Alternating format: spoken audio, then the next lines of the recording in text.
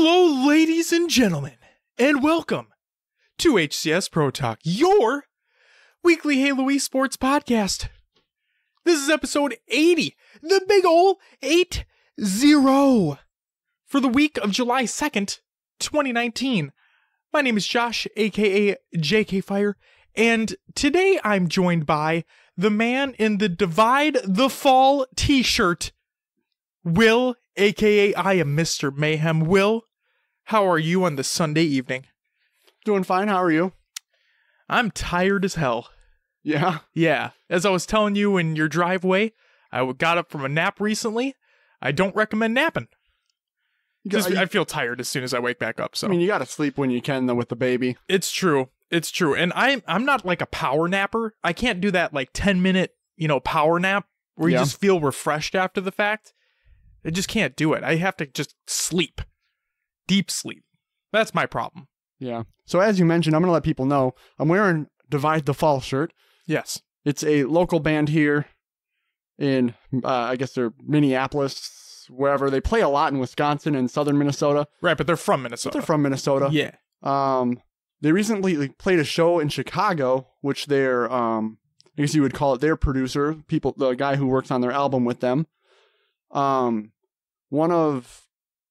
Someone he knew came to their show out there not this weekend, but the weekend before. And apparently he liked their stuff, thought they were really tight live, which, tight sounding. They were on, in time with each other. He bought like 6 of their CDs and said he's going to start pitching them to labels. So, and for those who... That's awesome. Yeah, so I'm friends with a couple of the guys in the band. I'm really excited for them. Chit-chat with them every once in a while about what's going on. So yeah, that was exciting to hear. That is fantastic. Hopefully they get picked up. They are really good. Yeah, so go listen to Divide the Fall on Spotify if you're into, what would you call that? It's rock, but it's not like classic rock. It's no, it's a little bit of screamo, not screamo, like post-hardcore. Sure, a little bit of metal, a little bit of yeah. It's not. They are not a screamo band. Let's get things straight right off the bat. They are something that is played. They are a. Who would you compare them to? I mean, you could go along the lines. This is difficult. Yeah. I'm taking the time to pull up my phone here. Do it up. They're kind of like I Prevail. Yeah. Yeah. Yeah. They got a little bit of that. Yeah, they got a little bit of the deeper screaming aspect. Yep. Yeah, but they're not a screamo band. Yeah, some of their bands they told me to that they listen to. Yeah, I Prevail. A band called Our Last Night is a big one. Okay. Fame on Fire, stuff like that. Palisades, that's their kind of influences. Sure. So you're gonna hear a little bit of that in their music. There you go. So give them a listen. It's good stuff. Will? Yeah. Do you want to know what's coming up on this week's episode? What do we got, man? We rambled on a little bit much there. So I tried to be a little bit vague in these descriptions, but people will understand. So discoveries will occur at the outpost. Probably outpost discovery information's in there. Who would have thought? MCCPC flighting officially begins. A classic returns. Tournaments and leagues are recapped. And then we have our weekly topic, which is our thoughts on the Halo weapon sandbox as it currently is and what we'd like in Infinite. But before we get into any of that, what do we always start the show off with? Roster Mania! We got some Roster Mania. The reason Josh is laughing right now is because I had to do an extended break, so I made noise when there was supposed to be stuff there. But anyway, let's start off. We have the official Face It Ignite Halo 3 4v4 teams and free agent list. Let's get into it. What's on the list, Will? All right, teams we have going. These are full teams. Demonica Esports, Manatee, Shoddy the Doggy, Shook, and Godly with Coach Ducky KG. We have Market Esports. This is Warlord, Havoc, Looney, Squashy, and Organs as a coach. We have Demonica Purple, which is Double XL, Flash, Jesus, Fidgets, and Sketch as a coach. Not the Sketch you're thinking of. We have Endangered Esports. This includes Dash, Kazi, Niji, and Vinicle. Too many eyes. Cynical? Cynical. Yeah.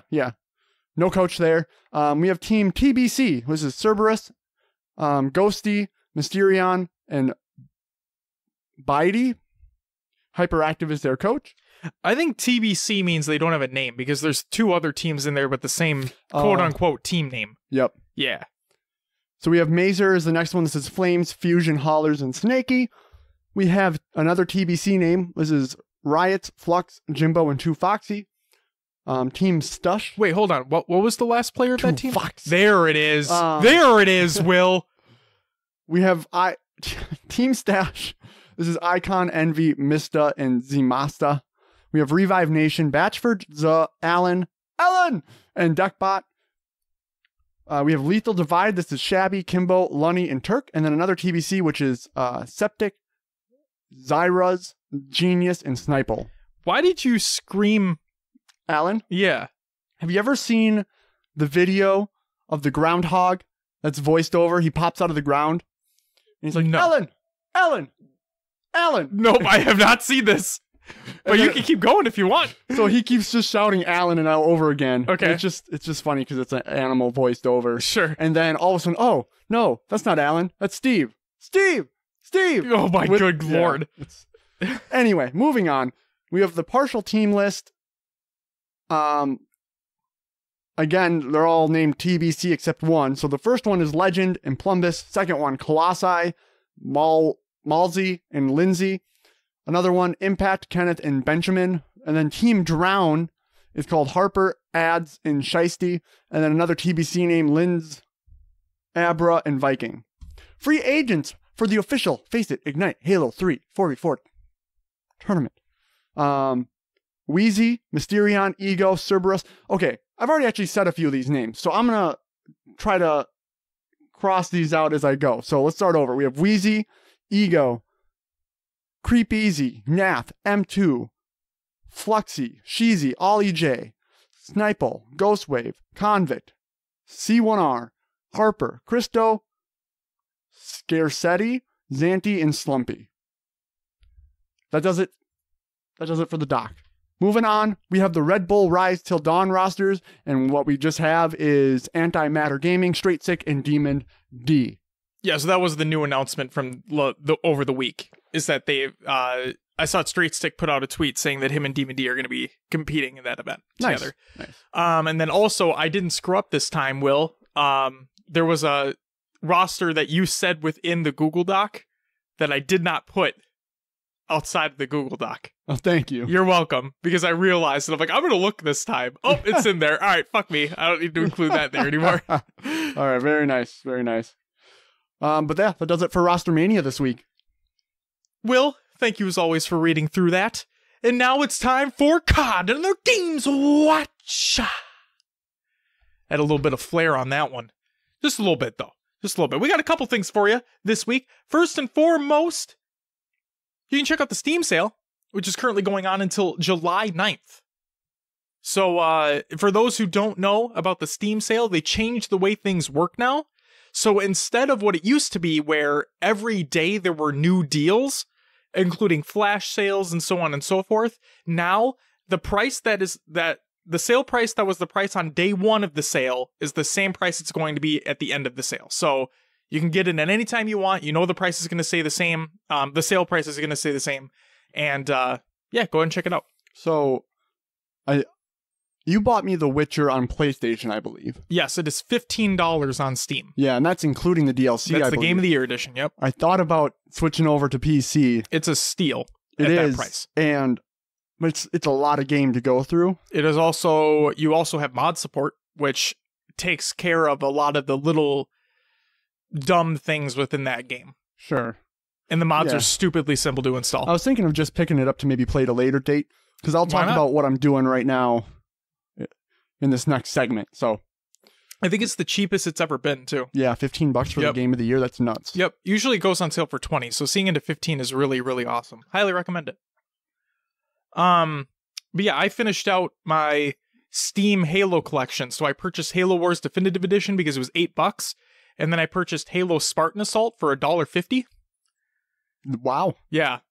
So now I have every Halo game that's on Steam, because Halo Wars 2 is not on Steam. Speaking of which, we're going to talk about that in a little bit too, but that's besides the point. And then also the last thing in caught another Games Watch, congratulations to Games Done Quick in raising a brand new record high of $3,003,889 for Doctors Without Borders during the Summer Games Done Quick stream that just concluded yesterday. Yesterday is in, like, we're recording this on Sunday afternoon. It finished Saturday night. It was absolutely crazy. Their previous record was like 2.45 mil. So think about that. It went from 2.45, their previous high, to over $3 million. That's insane. Congratulations to them. That is awesome. Means they raised an extra 1/5 of their previous record. Yep. That's crazy. Absolutely amazing. And if you guys have not watched any of those speedruns before, Halo has been featured in the past. It's usually there every couple years in some shape or form. But seriously, if you're just a fan of video games in general, highly recommend you just go to their YouTube channel. I believe it's youtube.com/GamesDoneQuick, or just look for Games Done Quick and check out some of those recaps. They're really, really, really awesome. And they may even have one of your other favorite games there too, so go ahead and check it out.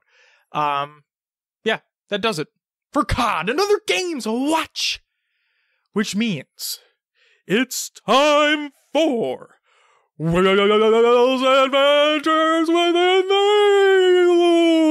Universe. Do you like the beginning of that? That sounded really weird. Yeah, a little reverb in and out. I almost stopped myself, but I'm like, no, I just gotta get the end of it. Will, what'd you play this week? All right, I played Halo 5. That was it. That's all I've played all week. The man, the myth, the legend, Will, aka I Am Mr. Mayhem, only played one game this entire week. And it's in the title of the segment. Yeah. So, gosh, I feel like I didn't play a lot of games over the actual course of the week. But Friday we had our community playdate. Played started off warming up a little bit before. Played with you guys during the playdate. And then got to Diamond and Slayer thanks to your guys' help. Got carried a little bit, but we did it. We did it. In the last game I went 8-4 and 8 or 8-6 and 8, something like that, to round it off. So it felt good that I was at least even. I finally felt decent. We got there. We did. We got there. It was teamwork. We got there.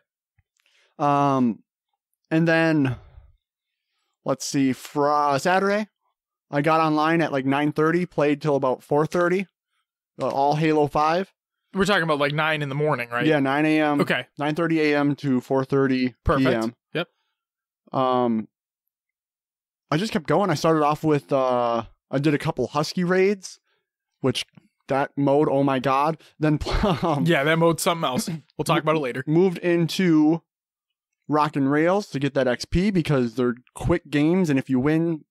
So here's the issue. The big issue I'm running into now is I'm out of boost. Like I have nothing, and please just bring the legendary boost back. Make it there all the time, because look, if you have people on this grind before Infinite, they might just spend $5 on a pack to get some boosts, or 5.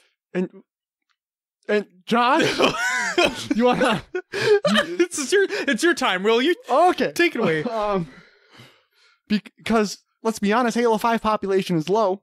Yeah. And you're probably not making much more money off this game right now. I'm telling you. You bring those boosts back, the people trying to get the 152 might just buy them. Fuck the boosts. Yes, I agree with you, but they also need to do the Gears thing where they have like triple quad XP weekends. They need to have something like that just to break up the monotony. Go ahead. I'll get to it. Go ahead. No, and that's why I was in Rock and Rails, is because you do get a little bit more. It's not necessarily more XP. It's just faster, but it's a faster game. Yeah, games end 4 to 5 minutes. Yep, and especially if you run into a fucking squad in Rock and Rails, which is the most annoying thing ever. Like, really, you're gonna be fucking competitive in this low grav rocket rail mode where it's just craziness the whole time? Pisses me off. Anyway, after a little bit of Rock and Rails, I moved into Team Arena with the one and only Scud Puddle. We played until from probably 12:31 to 4:30. Did he get shit on? He didn't play. I feel like he wasn't playing to his full potential. I'll just say that. Oh, Scud, sounds like you got shit on. He had a couple games where he was top and shined, and of course he did, because he's Scud Puddle. Yeah, but I got to make sure I drop him down a couple pegs. You know what I mean? But it was a great time playing. It was one of those days where my shot was just off, and everything I tried, I just couldn't. I couldn't get it. Oh, those days, man. It was everybody has them. Yeah, and I couldn't. And it wasn't like, oh, I'm just bad today. It was like my shot's just off. I cannot correct it no matter what I did. Sure. But no, it was a good time playing. And then I played this morning too for a little bit.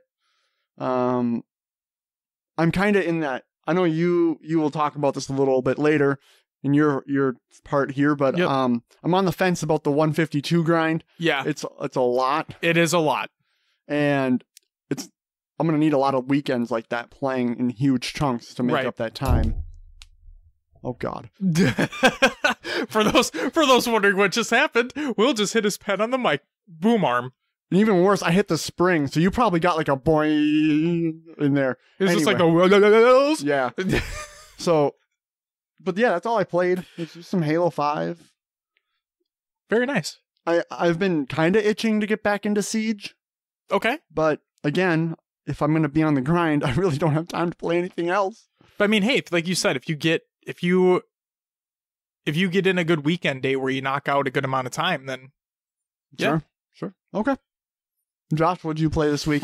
Will, thank you for asking. I played some games, not just Halo, but a good amount of Halo. So, to start things off, I played the Children of Morta demo. So, the demo may still be up right now. It's on Steam.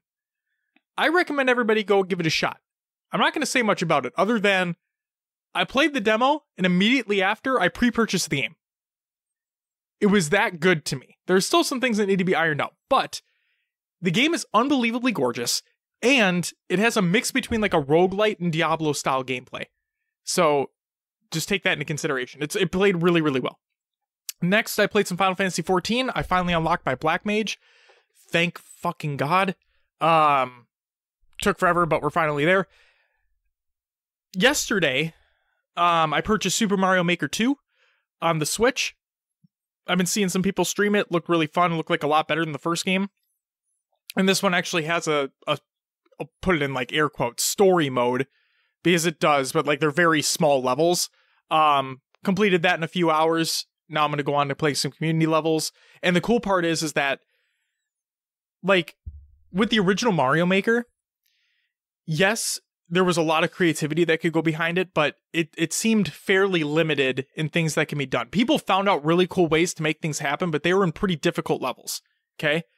In this one, the world is your oyster. Like the amount of shit that they put in this, and I'm talking about things that aren't in regular Mario games. Like it's insane. So I can only imagine what the community is going to be able to do. So I'm very, very excited. And then, as Will hinted at as well, I also played Halo 5.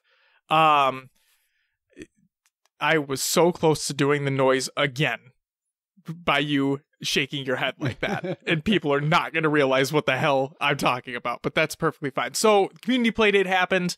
The more and more these community playdates are happening, so we usually get like a rotation of like a 5-person group, right? It constantly feels like that. Mm-hmm. We don't have 4, we don't have 8. It's always a constant rotation of 5. Okay?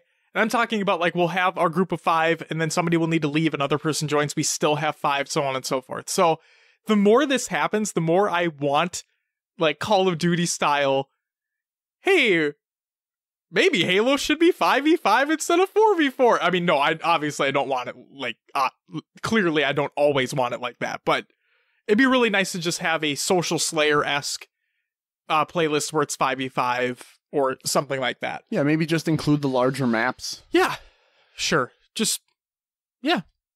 I'd be fine with whatever. It'd just be nice to have everybody playing, because sometimes we don't want to play Super Fiesta. You know, we don't want to play Big Team Battle, especially ranked, because fuck that.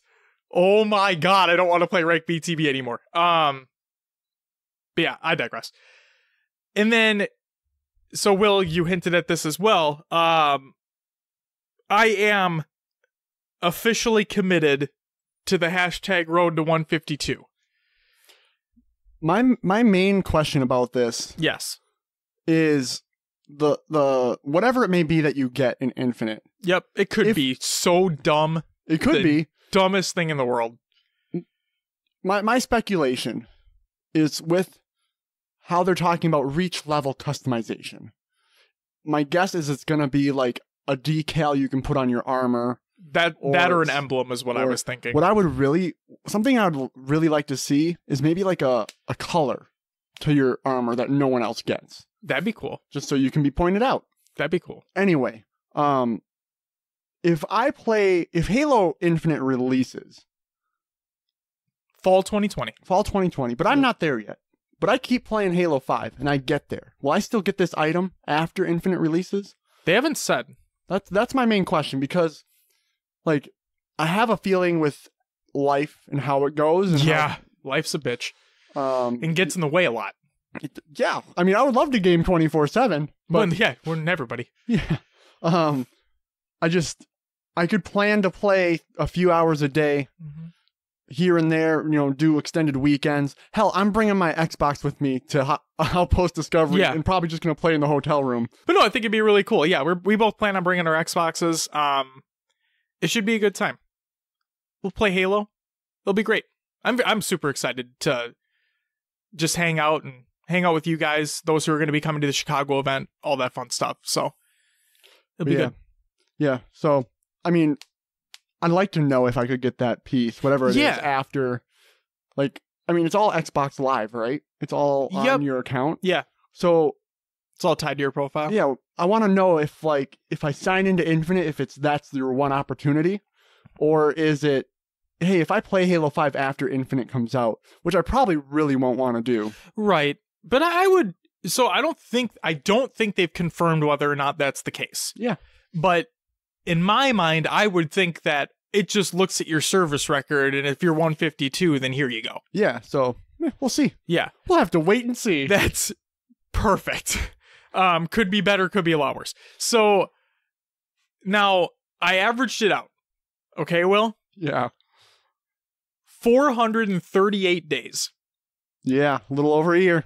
438 days. I would be done on September 20th, 2020. Or around there. If I played every single day and I got 100,000 XP per day. I am currently on, tomorrow will be day 7. Have you gone over on any of the days? Like, have you played every day? Well, I'm saying, like, have you got like 150,000 or 200,000? Every day is a game over. Okay. Every day is around 5,000 to 6,000 XP over. Okay, well, that could add up over time. Exactly. And the thing is, I've looked at it and I'm like, well, realistically, once that gets to 100,000, it could skip a day, or I could just like, oh, that's just an added bonus of I don't have to worry about that one anymore. Yeah. But yeah, 438 days. That is how much time I had at the beginning. And we're doing it up. All right. We are doing it up. Rock and Rail goes away on July 2nd.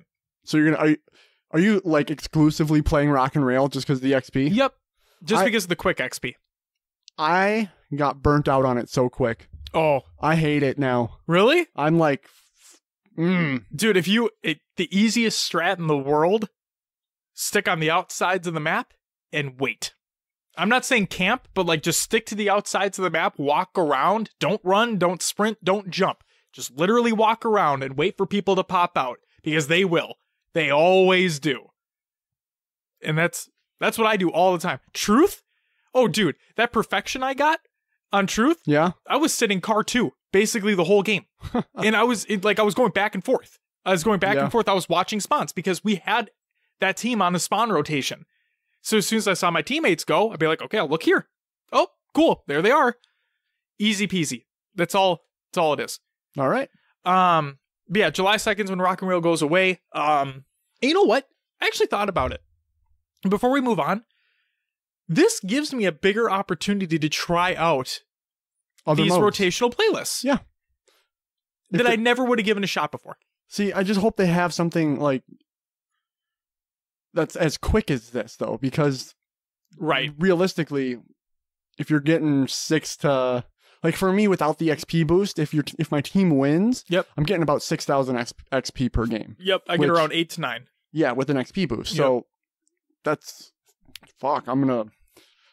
Oh, mine are gonna run out eventually. I have like 60 to 70 left, and it's right now with Rock and Rail, I'm able to get through the 100,000 XP in an hour to an hour and a half. Okay, so game time's going to increase when not playing that playlist. XP is going to remain the same, if not drop a little bit, depending upon the playlist, which means I'll probably have to play 2 to 2.5 hours per day, is what I'm averaging. They really just need, they need to either give more XP boosts. Yep. Or bring on a double XP weekend. Yeah. Cross servers. I'm not talking about just Warzone Turbo or any shit like that. I'm talking about every playlist. See, I know like you can get like 15,000 XP probably from a Warzone game, but the amount of time you spend I'm not sitting there for 15 minutes. It's ridiculous. So yeah, it just doesn't. No, thank you. And then the fact that I really don't enjoy the mode would just make it painful. Right, and the fact that I sold all my Rex. Yep, me too. Yep, all of them. Yep. I'm selling my Warzone XP boost because I have one stacked at like 60 something. I think I sold them all too. So I'm working on selling them in between games and whatnot. Yep. But yeah. But yeah, and then we made a joke about this earlier, but yeah, when they had the XP packs, I did buy some, but that's right. Moving on, it's time for the news. First and foremost, Halo Outpost Discovery merch has been announced. This is by Halo Outpost Discovery on the Twitters. They have 2 tweets. One's a t-shirt, one's a hat. Check them out. Can you buy them now, or do you have to wait till you're there? They're exclusively at the event. Got it. Which means we'll be getting them at the event.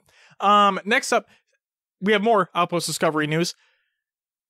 Discovery Dispatch Combat Deck by Grim Brother 1 over on HaloWaypoint.com, and I quote, Outpost Discovery's Combat Deck lets visitors experience the rush of playing Halo multiplayer in an unprecedented real-life way. Imagine getting outfitted in the latest in laser tag technology and hopping into a 10,000 square foot play space reminiscent of Halo 3's Foundry. It takes red versus blue to a whole new level. Oh, and we heard you like the whole big team battle thing. How about teams of up to 20 facing off in a head-to-head quest to claim ultimate victory and friend-hounding glory? Yes, it's pretty much as cool as it sounds. How cool does that sound to you, Will? That many people? I don't know. That sounds a little crazy. So did you see the trailer? Of the laser tag one? Or are you talking the VR? Both. The laser tag, I did not see a trailer for. The VR, yes. And while the VR one looks a little dumb, not gonna lie. It does. But it might be different when you're in the headset. Because I've watched people play VR games through a television because while they're there, they it's a completely different experience. Yeah, it's completely different. So I'm hoping while you're in the headset, it's at least somewhat fun. I hope so too. But yeah, that many people is a little crazy. If anything, if it's not good, it just gives us more time to play regular Halo on our Xboxes. There you go. One thing that I thought would be really cool with all the technology that's out there for quote unquote laser tag right now. Yeah. What if there was like a capture the flag type thing where like if a person had the flag, their like vest and stuff would light up a different color. So they'd have the flag, and then but the problem is once you'd have to like just kill the carrier. Right? There wouldn't be a time return or anything like that. Right. And then you could somehow like pass the flag to someone else by doing a motion, like touching your gun to their vest or something. Maybe there's maybe you could have a sensor be the flag, right? Sure. And you have it glow, and you have it be this big thing that somebody has to carry. Mm-hmm. In which case the sensor indicates that it's being held by someone, or it's close to a person's laser tag sensor on their arm or whatever. Yeah. And then that changes the color of them to be like, hey, I have this item. And then if they die, maybe you just have to do honor system but like they have to drop then the item. Yeah. And then the next person who comes up, if they pick it up, the sensor realizes that it's being picked up or it's close to another sensor. You could probably do it too, where whatever the item is has a sensor in it, so that if it's not being carried by a live person, it trips. You know what I'm saying? Sure. And then, there's an alarm that goes off, like, "Hey, you're moving it without a person." Right. So I don't know. I thought it would always be a cool idea, because laser tag's always just a quote unquote Slayer game. It is, yeah. I mean, they do have their, like, I've been to places where it's like shoot the base and get points by shooting their base and whatnot, but it's mostly Slayer. Exactly. So I thought it would just be cool. Be cool if someone came up with a variant like that. That would be really cool, actually. I like that idea. And finally, last piece of Halo Outpost Discovery news. This is just a YouTube video. Outpost Discovery details discussed at E3 2019 by Halo over on YouTube.com. Go ahead and check it out. And here's the description. Join John Friend, Justin Robbie, and Brian Gerard from 343 Industries as they discuss more details for Halo Outpost Discovery coming to a city near you this summer. So they just talk about it a little bit further in detail. Go ahead and check it out if you're any at all interested. Next, the news story. Will alluded to it earlier. Husky Raid is officially in Halo 5. This is by who, Will? Unishek. Thanks, Will. This is a Halo Waypoint article, and I quote, "In response to requests from the community, we're excited to announce that Husky Raid is now available in a dedicated playlist for a limited time. While that does mean that you won't be able to find it in Action Sack anymore, you should be happy knowing that this new playlist will be filled with plenty of good times on its own, and it will indeed be quite husky." So for the mode. For those who aren't familiar with the Husky Raid game mode, it's essentially capture the flag with random weapons, but with a few very important twists. The first being that we're able to take things up a notch from previous games by using the full arsenal of power weapons, including wreck variants, to build out the most explosive version of the mode ever made. The second is what really makes this mode unique, its maps. Every Husky Raid map focuses players into one tunnel, path, or bridge, so that each match becomes a unique blend of CTF and tug of war, with a touch of war of attrition. That said, since the maps will truly be the core of your Husky Raid experience, let's take a look at them. Here are the maps. Featuring the most amount of new maps we've ever had for a playlist launch in Halo 5, Husky Raid will launch with a staggering 23 community-made battlegrounds. Here's a quick look at what you'll find when you drop into each of these maps. So, the maps include Blood and Stone by Larger Fiend. Classified by Certified Champ. Containment Breach by The Grim Dealer, Dominus by Harry McClary, Downfall by I Need More Bleach and Spartan Blood 1, Gutter by Randy355, Hallows by Sikamechanico, okay, Harmony by Mistress Yami, M808B Production by I Need More Bleach, Metawave by Randy355, MOA Fields, or MOA Fields by Mistress Yami. We live in Minnesota, MOA, Mall of America. It's my it's like ingrained in you. Yeah, my brain immediately went there. Omission by Temp Firefox 00. Palmyra by Icy Hot Spartan. Putt Putt by Who's Blaze. Remember those Putt Putt games? Like the purple car? Was that Putt Putt? Was that his name? You ever play any of those? I don't know what you're talking about. Oh, Will. I really hope I'm not wrong here. I really hope. I think his name's Putt Putt, but that's besides the point. Raid on the Control Room by Unsorted Guy. Reclaimed by Larger Fiend. Sandbox Raid by Harry McClary. Sleipner by Mags Dies and Certified Champ. Solstice Vista by Minister Muffin. Stand Clear by Julian Oz 1224. Swamp Fever by Certified Champ. And Traverse by Unsorted Guy. Special thanks. First, we'd like to thank the original creator, a husky old guy, for making this mode back in the day on Halo 3. Without his want for mayhem, we wouldn't... Hey, there it is. We wouldn't be here today making an entire playlist for it. In fact, if you want to know how the full backstory of the mode and its name, he broke down the entire Husky Raid timeline from Halo 3 to Halo 5 on the Halo subreddit. Second, we'd like to thank Forge Hub for hosting a Husky Raid Forge contest, which inspired tons of creative minds to build many of the maps that have now made their way into the playlist. To read up on their Forge contest and see the winners, head over to theforgehub.com. Additionally, these maps would not be ready for the Wild West, that is matchmaking, without the help of numerous forgers, scripters, and Husky Raid fans. To recognize their contributions, we also wanted to give them a shout out here. Murloc, Joe Subby, Zombie Dyer, Wookie Cookies, that's a great name, Infinite, Immortal, Dark Death, Commander Coulson, Yeti for Hire, Warholic, Sergeant Slaphead, Sloth, Aqua, XC986, and Bob is here. If you'd like to provide feedback on the playlist itself after you've got a few games in, feel free to let us know in the matchmaking feedback and discussion forum found on Waypoint. Now it's time to go enjoy some Husky Raid mayhem. Hey, there's the word again, Will. I'll see you online. What do you think? What are your thoughts on Husky Raid? Okay. I mean, now that we've both played it. Yeah, it is just craziness with all the different weapons. Yeah. And it basically comes down to who gets the best weapon spawn. I was in I jumped into it a little bit earlier today because I just wanted to give it another chance. Sure. And we were like dominating the whole game.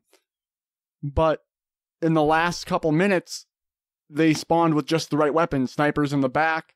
They had a, which, you know, allowed, they took us out because, you know, like I said, they're long maps. Yep. So they were able to take us out, and that allowed their guys with grav hams and swords to push up. And then all of a sudden you couldn't get out of spawn because they had a guy running around with a sword back there. Especially if someone got Prophet's Bane and they're just camping in the back of your thing while their teammate runs the flag. There's nothing you can do. You get stuck, and it came down to just them spawning with the right weapon. The maps. The funny thing is they added all these maps. I've only played probably 3 of them, like that just keep popping up in the rotation. I'm not getting an even spacing of maps. Okay. So I guess maybe some different maps would provide some different variety, but I've only played a few of the same ones. So I don't know. Maybe I'll jump back in and see it. I always wondered with the playlists that have the star next to them, are those... They're featured. They're featured, but does featured mean bonus XP or anything? I think it might actually. Because it seemed like without boost, I was getting a little bit more, but not much. Yeah, I feel like it is a little bit more. Like maybe a 1.5. Could be. Yeah. I'm gonna say the same thing I said when I played it. I completely understand the original idea of the mode, and I respect the original idea of the mode. What I would really prefer, like, I think the maps look awesome. Yeah. The one thing I don't care for is the random weapons. If you made it, you know what? I don't even like the pistol that much in Halo 5. Everybody knows that. But if you just included standard weapons on there and everybody started the same, and you made that like a competitive mode, that'd be fucking awesome. You know, it's basically Breakout. I mean, that's what it was. Right, but this is with full shields and you keep respawning. Right. But yes, the maps are the maps are smaller. It's one corridor or bridge or alleyway, whatever they said. But I'm telling you, man, I'd probably play the shit out of that. It would all come down to gun skill at that point and coordination. You know, now, like you said, it all just depends on the spawn, the weapon that you get. And since they include rec weapons in here. Oh yeah, the black hole weapons and whatnot. Just like if someone gets that in your base, you're done. If somebody has a Nornfang, goodbye. Yeah, like I guess a happy compromise would be if it was just standard Fiesta, like it was originally made.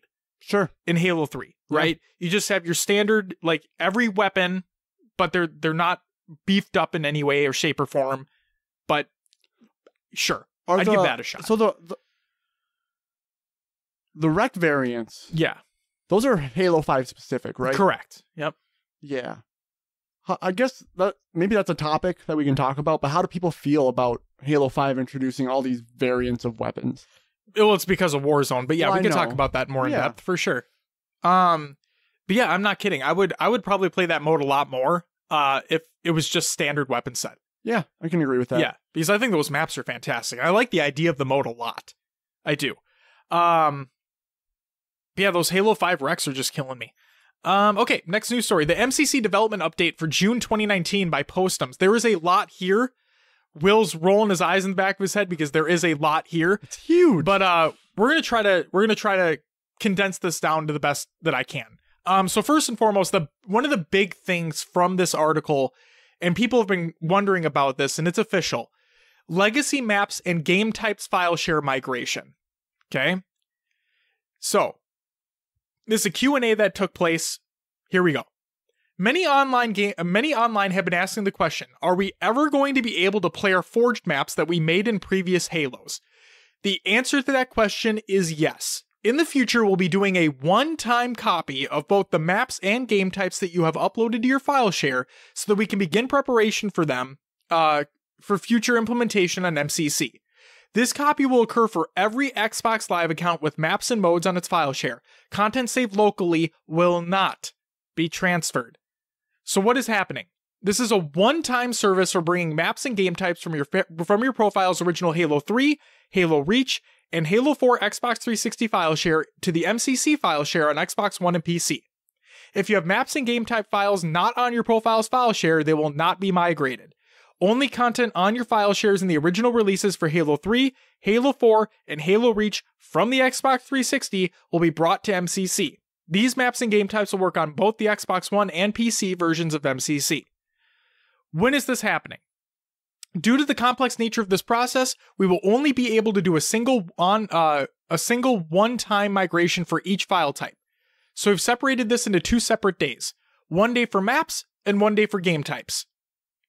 Okay? So put the shit in your file share, get it transferred over. That's that. There's no definitive date that is set yet, but as soon as that date is set, we'll talk about it on the show. So what are you going to have to do? Load up the game on your 360 or in your Xbox One via backwards compatibility. Make sure that the local files that you have are on your file share. And while they don't have a date yet, just make sure it's on there. And then it'll be brought over. Let's see. When will I have access to my maps and game types in MCC? Since transferring them takes a while, the intention is that they will become available when Halo Reach releases on both platforms, with Halo 3 and Halo 4 content on PC becoming available once those titles are released. As we get closer and have a better idea of when it should land, we will share an exact date. And then, how will you get the maps? They're going to be on your file share. Easy peasy. But what about screenshots, films, and film clips? After extensively exploring copying screenshots and videos, we were unable to find a workable solution to copy and migrate them to the new system. So unfortunately, screenshots, film clips, and films will not be transferred to MCC during this process. On the plus side, we are still investigating a way to bring screenshots to Halo Waypoint and make them viewable and downloadable. Okay? So yeah, as soon as more information comes, just stay tuned for that. We'll talk about it on the show. Okay, so then there was an interview with Michael Farney, who's the lead producer on MCC on PC. Okay? One of the big things that was talked about is something that's actually not going to be at launch when MCC comes to PC. So here's that part. As some of you may have heard from conversations we have had on social media, Forge and Theater will not be available at launch on PC when Halo Reach comes out. It is currently planned to come post-launch, as bringing both features to PC is extremely complex and time-consuming. Below, Michael and I talked through many questions on why this decision was made, what ideas the team has about bringing these features to PC, and why the wait is necessary. To those who will be playing Halo Reach on console, both Forge and Theater will be available day one on Xbox One. The launch of these 2 features for Reach will be only delayed on the PC version as the team works towards the best solutions for the platform. Let's kick these questions off. So, I want to spend some time today to follow up on questions regarding Forge and Theater and the fact that they will not be available on PC at launch. From a high level, what are the concerns the team has had about trying to launch Halo Reach on PC with Forge and Theater? What were the key reasons behind deciding to bring them both to PC post-launch? The answer: we need to properly give both features enough time so they are a true PC-first experience. When you look specifically at Forge and what it truly is, it is a 3D editing tool that was built completely for console. In some cases, it's built to have mouse and keyboard support, and in some it's not. And that's one of our biggest challenges right now with the feature. We're investigating what the best solution is for Forge and Theater on PC. We know that to create a true PC-first experience for both where it's full mouse and keyboard support is an undetermined amount of work at this point. And we haven't done a deep enough dive to determine how much work it truly is due to the priority of getting the main game up and ready. What we suspect is it's a very lengthy amount of time. So with that in mind, we have to go and figure out what we think is going to be the best experience for PC players that also gets it into PC players' hands as soon as possible so that we can empower the community to create the content they want to. Our primary focus right now is the main game and getting it done. Forge and Theater are going to be something we transition to post-launch, working with Ruffian and Splash Damage for PC. So will it have any impact on console? No. On Xbox One, when Reach releases, it's all going to be there. You don't have to worry about it. They talk about how they're working on making improvements to Forge for PC. Makes sense. And then here's another question. So I know you said you can't really answer details until you guys get in and scope out the work, but I'm still going to ask. One of the biggest requested features for Theater is the ability to save films locally by content creators. Is saving clips something the team has talked about and is planning to work on? We have talked about it, but we are not willing to commit to it right now as we haven't scoped out the full body of work around Theater just quite yet. It is on the list to investigate because we do recognize the specific need of content creators to access that and use films. Probably for montages and machinima and whatnot. But yeah, that's the majority of the Q&A. Check out the rest of it in the article as well. So what about MCC PC at Halo Outpost Discovery? Because that's going to be there as well. Well, one of the more relevant offerings for readers of this blog is Halo Reach on PC. There will be PC stations at each event on some top-tier hardware for you to enjoy the latest Halo Reach Insider build in all of its glory with a mouse and keyboard. Okay, I want to say something about this because it was semi-vague, all right? Currently, the first wave of insiders for Halo Reach on PC is out. Okay, they have it in their hands, they have it downloaded via Steam, they are currently playing it. All right? It was a very, very small subset of people. Okay? It was streamers, content creators, some grassroots members, so on and so forth, right? It says in there the latest insider builds. Therefore, I imagine we get another one because we're going to talk about it very soon here. And we're probably not just playing the tip of the spear mission by the time that comes to Outpost in August. At least I don't think we will be. But as our tagline is, we'll just have to wait and see. But either way, we're going to be playing some Halo Reach on PC at Outpost. I wonder if they'll let you plug in a controller. You could ask them. Just because, like, I would love to try it on mouse and keyboard. Sure. But, some people just aren't, that's not their thing. But yeah. You game on PC with a controller all the time. Yes, I do. Yep. For the majority of the games. Absolutely. I'll probably play Infinite with a controller. So, we'll just have to wait and see. Okay, the next big thing about this article, and this is one that I did want to spend some time on, because this is actually pretty cool. The progression system update for MCC. Okay? So, Will, I'm sorry, but I am going to read through, I believe, most of this. Go for it. Okay. This is actually really, really cool. In last month's development update for MCC, we talked at high level about the Reach-inspired progression system that is being developed for all titles in MCC. After reading what people were talking about, there seemed to be a handful of common questions and misconceptions about how unlocks, progression through the system, and access to the content will work. As a follow-up, I was able to talk with Max Slagor, MCC design director, a little bit about some of the common questions and concerns that have been popped up.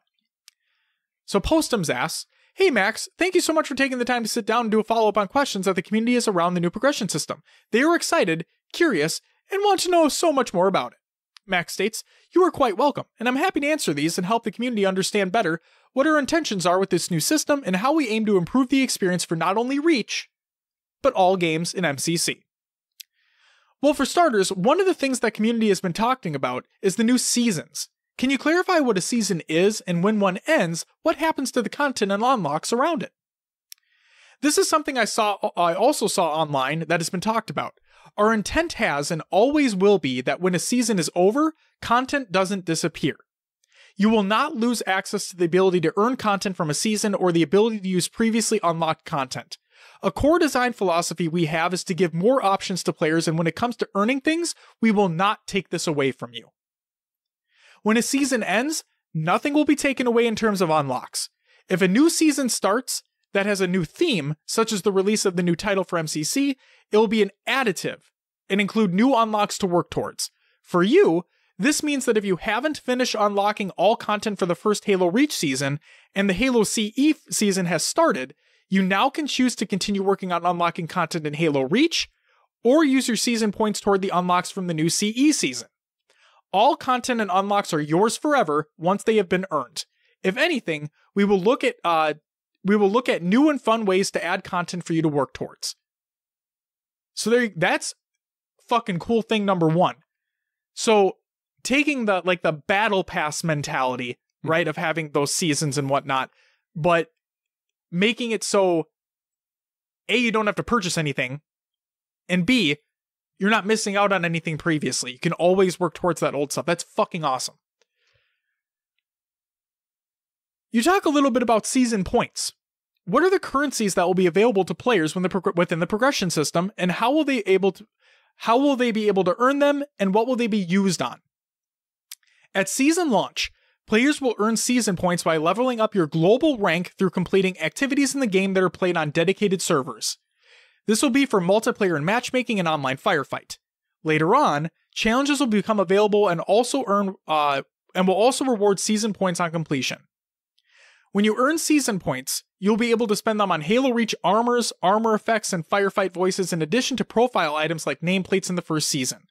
Future seasons will offer profile items and possibly some other unlockables. So what exactly is a season made up of? A season includes a unique theme, new playlists and featured modes, and a series of new unlockables. When a new season begins, players can earn unlockables from any previous season by purchasing the unlocks in order after they level up. Playlists and modes will rotate each season, though popular game type experiences can rotate back in during future seasons. So how will you earn the XP to rank up and earn additional season points? As well, what changes have been made to improve how much time it takes to earn the XP? XP will be granted at the end of each completed game that is played on dedicated servers. This will include PvP multiplayer match-made games and firefight matchmaking. XP will be awarded based on the length of the match and medals earned, but the medals earned will account for most of the XP. Medals will award XP in two primary categories: performance and teamwork. Performance medals include things such as kill streaks, style kills, and objective medals like flag captures. Teamwork medals are awarded for in-game actions like assists, protecting another player, or contributing to a score in objective game types. XP will be capped for all the categories: time, performance, and teamwork per match. So what are the different ranks being used in the game? There will be a global rank and a matchmaking per playlist rank that players can level up. As players complete matches and earn medals, they will earn XP and eventually reach a new level for their global rank, with each level having a unique name and icon. Per playlist ranks will be the same as they are in MCC currently, but will be reset at the beginning of each new season or if a playlist is added in. The global rank will also roll over for players who have reached the final level and allow you to continue climbing through them to earn more points towards seasonal unlocks. Once you have climbed to the top, currently around 30 levels, an additional unique rank will appear as you continue to advance through all available levels. This rolling global rank is entirely separate from each matchmaking playlist rank, and levels will not be reset each season. So, the first season will be coming online when Halo Reach is added to MCC. How was the path to completion built for Season 1? Season 1's path to unlock all content in the system itself was influenced by the progression system used in Reach. The unlock path for Season 1 in Halo Reach is based off the costs and levels requirements from the original Halo Reach credit system. As well, we have streamlined the systems that to unlock all the content in Halo Reach for Season 1 should generally take less time than it did back on the 360. That's good because it took quite a while on the 360. So what is the goal of time you're aiming at for players needing to unlock everything in Halo Reach then? The goal is for players who play a few hours several days a week to be able to unlock all seasonal items. We are estimating it will take about 75 to 100 hours per season to unlock all the items for the season. That said, the season unlocks do not disappear after the season ends, and we may add additional ways to earn seasonal points in later seasons. So yeah, then they go on to talk about how you can still continually unlock things from previous seasons. And then will additional seasons for games and MCC come with additional content later? In future seasons, we're looking into ways to expand the pool of customization items in each game. At minimum, we would like to include new profile items such as nameplates, but we think it would be even cooler if we could add new skins, armor or visor colors, or armors into the other games. So there you go. little Q&A for you. There's a little bit more information there. Check out the article. All right. Now, flighting. MCC flighting. Like I said, it's currently in the hands of a select few people right now. Here's a little bit of information on it. The past, the present, and the future of flighting. For the past. Last year, ahead of our first big update to MCC, we conducted many flights on the Xbox One. Since then, we've had a few partners who've been helping us to verify our pipelines and build delivery process on the Xbox. Although we were able to get them out to these groups and gather initial feedback, we were not ready to go into public tests. Since those initial flights, we identified many areas in the pipeline and game that needed to be improved before we could flight to Halo Insiders. This included build security, content structure, stability, and feature-related work items that were a must in order to make the PC game feel like a PC game. The short story of it is we thought we were ready in April, but we weren't. We had what in the industry is called found work, which equated to us needing to do more than anticipated in prep for flighting. But here we are now. The present. The teams involved in development for MCC and PC and Halo Reach and MCC have made a tremendous amount of progress. As Sketch talked about in the E3 recap section, we sent a build down to E3 for people to get some hands-on time with it. This demo scope was the content we wanted to have in our initial flight. So this weekend, the 28th to July 1st, we are flighting a limited build of Halo Reach on PC. The goals of this flight are validating our delivery pipelines to a larger audience, beta test the all-new Halo support site, and receive feedback on areas we need to improve as we move forward with the project. The Halo Insiders who were selected to participate were those with varying ranges of hardware and are using the Windows 10 operating system. Not everyone has been invited to participate, but over time, the groups will grow in size as we flight various areas of the game. We see the excitement and eagerness from the community to participate in these flights, and we hear you. Just know that we are going to continue to invite more over time and get as many people in and providing feedback as possible, but it's going to take some time, so please hang in there. Thank you to Reclaimers, friends, flighting participants, and Halo Insiders. There's some thank yous in there. Check them out. So for the future. After this flight wraps up, we will evaluate and prioritize the feedback we plan to act on. Once that is done and we have completed our feature work that is required for our next flight, we will expand the invite list and move on to Public Flight 2 in the future. As we move through our internal milestones on approach to the second flight, we will share the timeframe around it going live. Our next planned flight is dependent on a few key features being finalized and their systems reaching full functionality to support them. But know this, our goal is to flight large features and game modes as they come online through various key points in development. This requires us to develop them and then work both internally and with our partners to verify them. Once we all agree we are in a good place and it feels good, the next public flight will happen. As stated many times before, it's ready when it's ready. This includes Xbox One flights in the future. So stay tuned for more details throughout July as we continue the journey of bringing MCC to PC and Reach to MCC. And finally, the community Q&A. So, there are a lot of people that were interested in Halo Combat Evolved. Silos, I know, being one of them. So, here is a little bit of information regarding Halo CE and MCC. With Halo Combat Evolved coming after Halo Reach, a lot of people have been asking about our planned improvements to HCE in order to bring it more in parity to the original Xbox version. Essentially, what we are planning to rework to be more aligned with the legacy than the original Gearbox port to PC that is used in MCC. So Michael Farney states, we are not targeting it for the launch on PC, but we are continuing to investigate what we can do to bring CE back to the parity of the original Xbox version. But what I can say is, we have dug up some original Xbox dev kits that we are looking into utilizing. Also, I don't want to publish this right now, but we also have Oni Redacted working on Oni Redacted. So when we're ready to announce that, we will, but I don't want to put that in this blog. Whatever the fuck that could mean. So the next question. Will MCC be an always online game? Will I be required to have an internet connection to log in and play specifically on Steam? Specifically to Steam? No. You will need to be able to be signed into Xbox Live.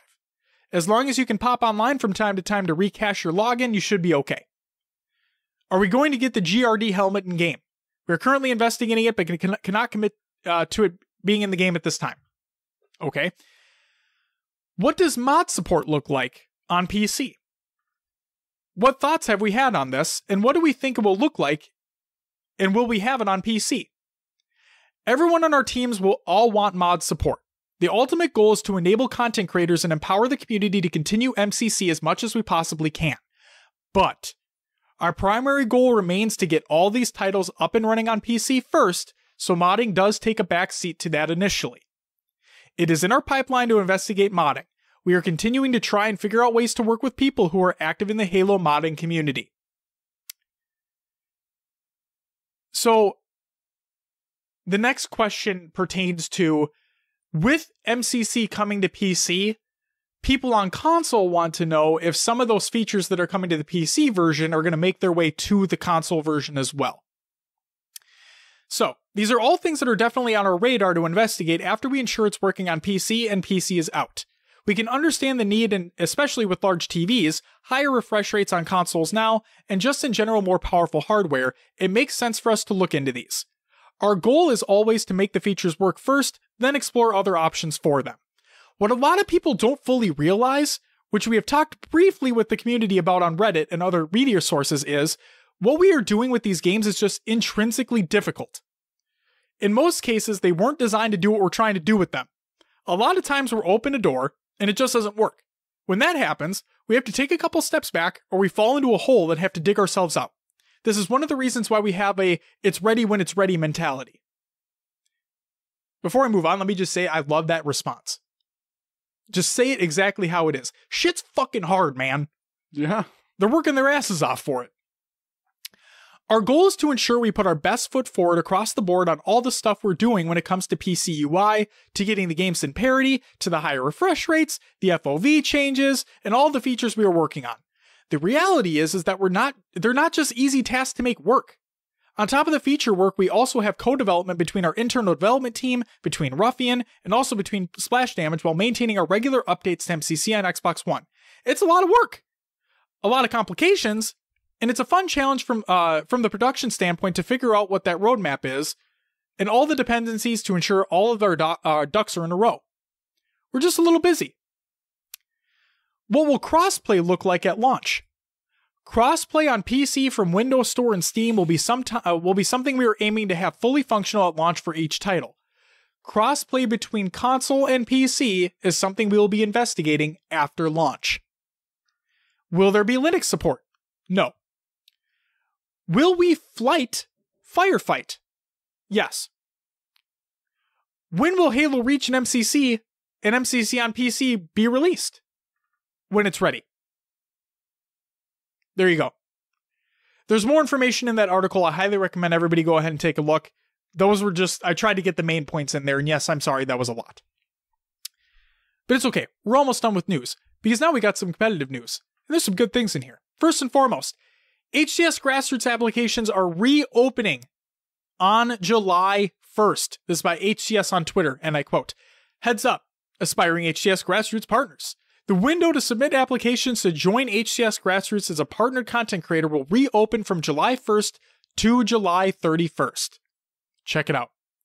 Speaking of the HCS Grassroots, speaking of Halo Combat Evolved, speaking of Silos, the Beachland is officially an HCS Grassroots partner. This is by HCS on Twitter, and I quote, "We're excited to announce the newest HCS Grassroots community tournament organizer, the Beachland. This annual LAN event has fostered Halo CE competition for years, and we're glad to support the next one on August 10th through the 17th. You know, this isn't a direct comparison, but hear me out. GDQ events, Games Done Quick events, those are week-long events. Okay? The Beachland, it's a week-long Halo CE LAN event. Gaming with your buds, having a great time, eating food, talking, playing some fucking Halo. What could be better than that, man? Oh, It's a week-long event of literally just hanging out in Halo. Like, hanging out in Halo. what could be better? There's nothing better, man. So if I could make it to one, oh my god. Right, that's the thing, is that while I'm not the biggest fan of Halo 1, like I love what it did for the franchise and whatnot, and I have fond memories of it, but to go to one of those events, oh, that's got to be just something else. Yeah, I'd be excited just to be there. Yes, absolutely. Yeah, congratulations, Beachland. Very much deserved. Happy to see it. Can't wait to watch the Beachland. This episode will release on July 2nd, so I'm going to say next month. There we go. Yeah. And the final piece of news, the biggest announcement, my voice just cracked, the biggest announcement of the week, William Boyer. Using my full name. What's going on here? Actually, I don't even think, do I know your middle name? I don't know, do you? I don't think I do. Oh, good. Whoa, okay. Excuse me. UGC has announced the Halo Classic Atlantic City. This is by UGC over on ugcevents.gg, and I quote, "In partnership with HCS Grassroots, Ultimate Gaming Championship is proud to bring Halo Classic to the East Coast this September. Halo Classic will feature a Halo 3 double elimination bracket to be played on Master Chief Collection. Back in January, we made history by putting together the largest classic Halo LAN in almost a decade. Now, we're ready to do it again. From the snow-blanketed streets of St. Louis to the warm, sunny beaches of Atlantic City, we're delighted to bring you the Halo Classic to, is it Bailey's? Bally's? Bally's? What is that? I think it's Bally's. Bally's? Atlantic City Hotel and Casino through the weekend of September 6th. Earlier this year, the super team of Tox raised the prestigious Halo Classic 4v4 trophy above their heads after Denial's thrilling run through the lower bracket. Almost 6 months later, in partnership with Halo Championship Series and Caesar's Palace, will furnish yet another competitive background for old-school Halo competitors and newcomers alike to skirmish through the most distinguished tournament in modern Halo. Prize pool? $50,000. It's a double elimination bracket, and it's going to be streamed over at twitch.tv/UGC and mixer.com/UGC events. Hopefully they learned from their mistakes from the last one. There was a lot of audio issues, I remember. A lot of stream issues. So I don't think that Delta stream went live. Maybe it went live once. Well, let's just hope they got things together, and I don't think there would be any reason they shouldn't now. No, I think they're going to be just fine. I think I think this event's going to be awesome, and I can't wait to cover it. I want to know, what are the qualifiers for seeding at this point? Yep, because they haven't announced anything yet. There's no online stuff going on right now. Haven't announced anything yet. So we'll just have to wait and see. Bop, bop, bop. I mean, it could be a lot better if they would, give us that information, but it could be a lot worse if they never give us the information, or there wasn't a tournament. Yeah, there are no qualifiers. So there we go. There was, what was I going to say? Oh, early bird tickets are available right now. Go ahead and check out the link. They're only going to go up in price as time goes on. So if you want the early bird ticket price right now, go ahead and do so. And coach is included within the team pass, if I'm not mistaken. So they're not doing the DreamHack bullshit. Nice. So good on you, UGC. Yeah, go ahead and check that out. I think it's going to be great. And people have been clamoring for an East Coast event like this. That's what I've heard. It's finally happening. Everything's been kind of West Coast and Southern. So let me just say right? this. Yes, basically. It seems like when Moses put out the map of where all the events have been, it looks like it's just been like a kind of like a crescent moon shape around the West Coast into the Southern region, right? Like the East Coast has barely been touched. You know what I think would be really cool? A Minnesotan fucking tournament? But like Las Vegas, Halo 3 4v4, Battle in the Desert, like something like that. Because they don't, I mean, they could definitely do it. That sounds like fucking awesome. Like it sounds really, really fucking cool. Oh my God. That'd be pretty sick. Yes. That's the way it should be. Wait, the Raiders are still getting a stadium in Vegas, right? I don't know. Is it the Raiders that are moving? Yeah, Oakland. Yeah, they're not going to be in Oakland anymore. I thought it was the Raiders, right? Yeah, Have it at that stadium. Fuck yeah, it. sure. Yeah, go big or go home. Yeah. Yeah. All right. There was one other thing I was going to say.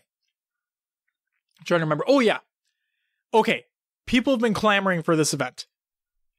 I swear to God. Okay? I have a newborn. I can't make it. But, yes, I'm going to use that excuse. You're welcome. I'm going to say this. If I don't see every fucking seat packed when I'm watching it on stream, don't be saying that you want these events if you're not going to show up. Okay? Because everything I've been seeing online is, oh my God, I live so close, or oh my God, I've been wanting this for so long. Okay, that's awesome. I'm glad you want it. I'm glad you're excited. Show up. Purchase spectator passes. Purchase a team pass. Show up. Be there. I want to see those seats filled, man. People have their reservations about Halo 3 still being competitive right now. People have their reservations about Halo 5 still having competitive aspects as well. I don't give a shit. If you like Halo, if you like watching this competition, be there. Be there.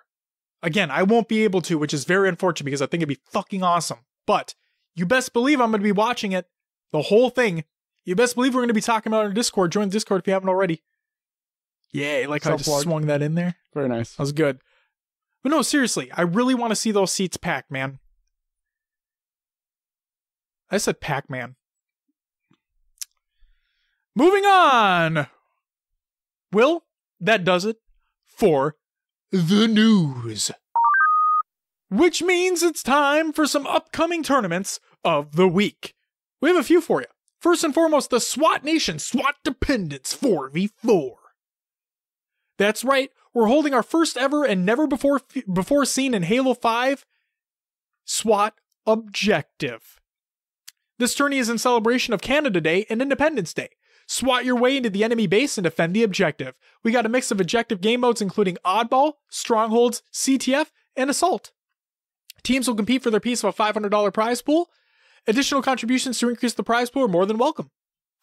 It's a 4v4 SWAT with objective. Game type can be found in the Twitch nap times bookmarks. Game types are subject to change after playtesting, but currently they include the maps are Coliseum, Truth, Plaza, Rig, and Tyrant. Those are just SWAT Dependence maps. The SWAT Dependence oddball maps are Eden, Rig, Truth, Empire, and Plaza. The CTF maps are CTF Pit, CTF Truth, Refuge, Empire, Regret, and Coliseum. And again, they're in the Twitch nap times bookmarks and file share. You can go ahead and check those out. The tournament will take place on Swatter July 6th, 2019 at 2 p.m. Eastern Time. Registration deadline is Tuesday, July 2nd, so the day this posts. Fuck, you're probably not going to be able to register then. Actually, fuck that, you will be able to. July 2nd, 2019 at 9 p.m. Eastern. So if you're listening to this show in the morning, register if you can. Do it up. You know what? Before I continue this, let me just say this. I am loving the amount of tournaments that SWAT Nation is putting on. It's constant and consistent. They're consistent. They're varied. Like, they're all a little bit different and wacky and cool fucking ways. And a lot of people turn out every single time. Like, this is the way it should be happening. This is fantastic. SWAT Nation, you guys are doing it right. Keep it up. The rules for this and all our SWAT Nation tournaments can be found in the rules page. By signing up, you acknowledge that you've read and agreed to the rules. Additional rules for this tourney, there's no substitutions allowed. No subs allowed. You can register at the bottom of the page, enter your 4 team members along with your team name. We'll include the link to the article. You can go ahead and register at the bottom of that page, not ours.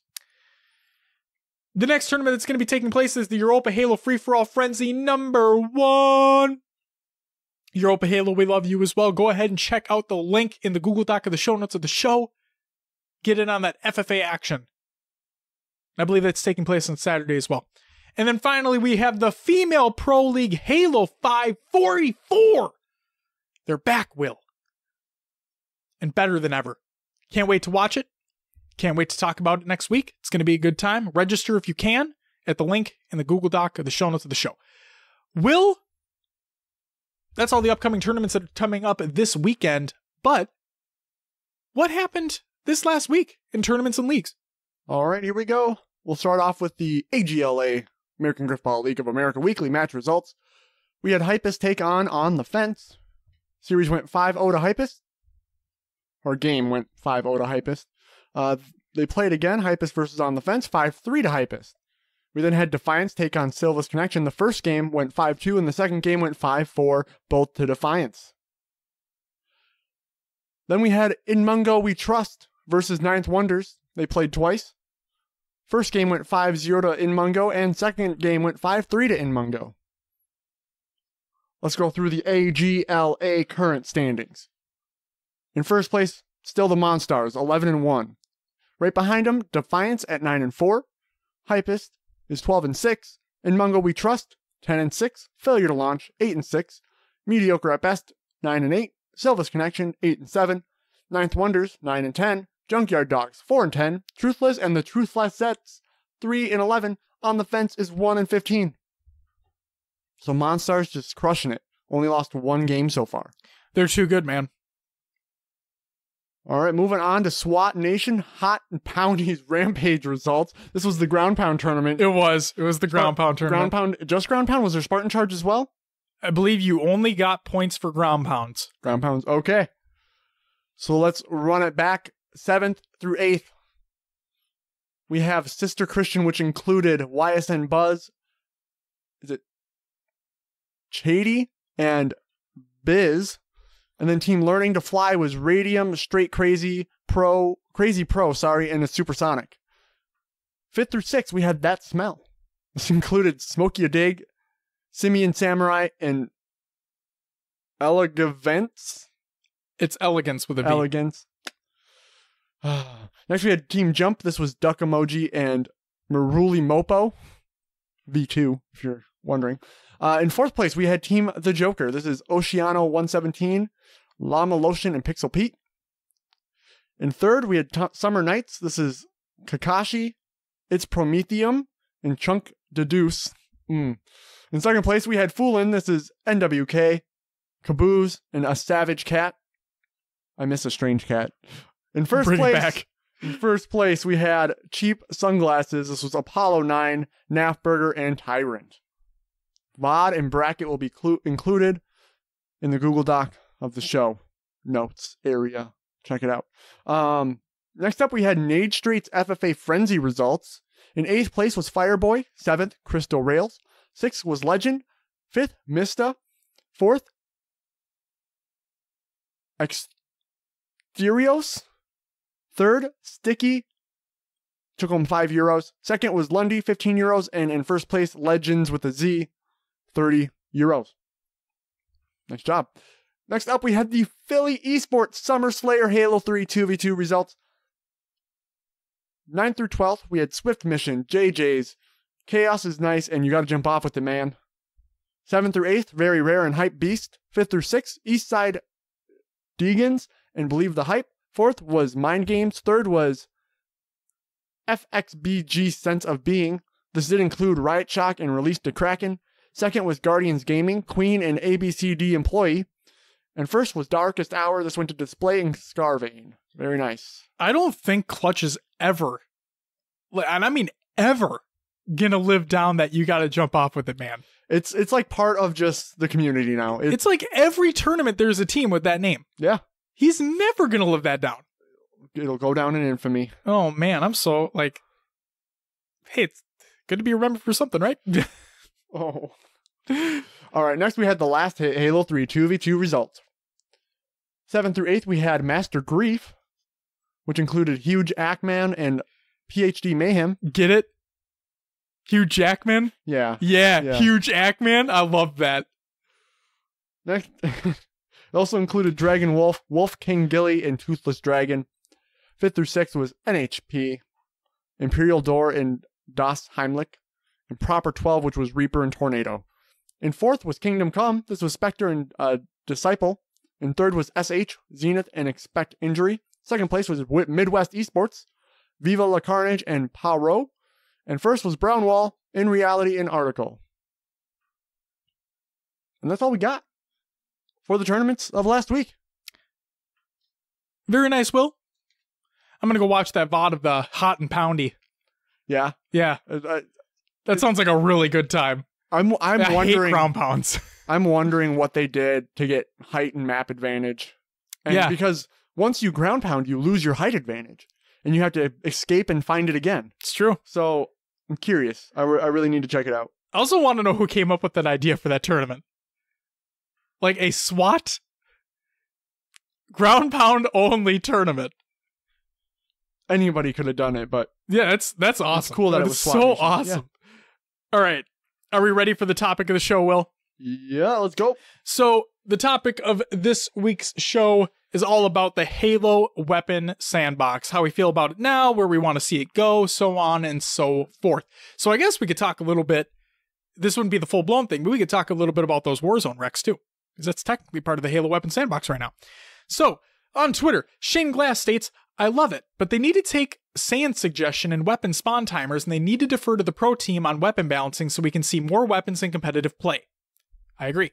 Tasman states, or replies, and even if they do, they'll still only use 2. I feel like it'd be a waste and take away from the fun of the other 99% of the population. I think what he means, like, they'll only use 2 weapons in competitive. I mean, hey, as long as one of them's not the pistol. Memorize states, bring back the Halo 2 BR and the Halo 3 Sniper and the Reach DMR. Just wants facets from all the games. What about Halo 4? Well, what's coming from... I'm just kidding. Also, fuck you all. For you know exactly what I'm talking about, Will. You know exactly. You're one of the instigators of this bullshit. So, okay. Who's the one that put the picture of the t-shirt up? Oh, I don't remember who it was. Okay, so someone on Twitter put a picture of a Halo 4 fucking t-shirt and said, hey, whoever's like the biggest Halo 4 fan, let me know. I want you to have this. And it's the t-shirt, right? So, first and foremost, I get mentioned from Palshi. So Palshi mentions me first.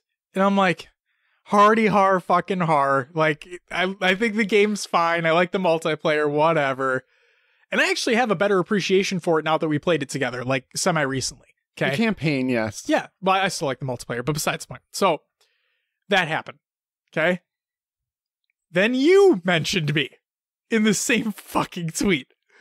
And I'm like, oh my god, is this not gonna fucking end?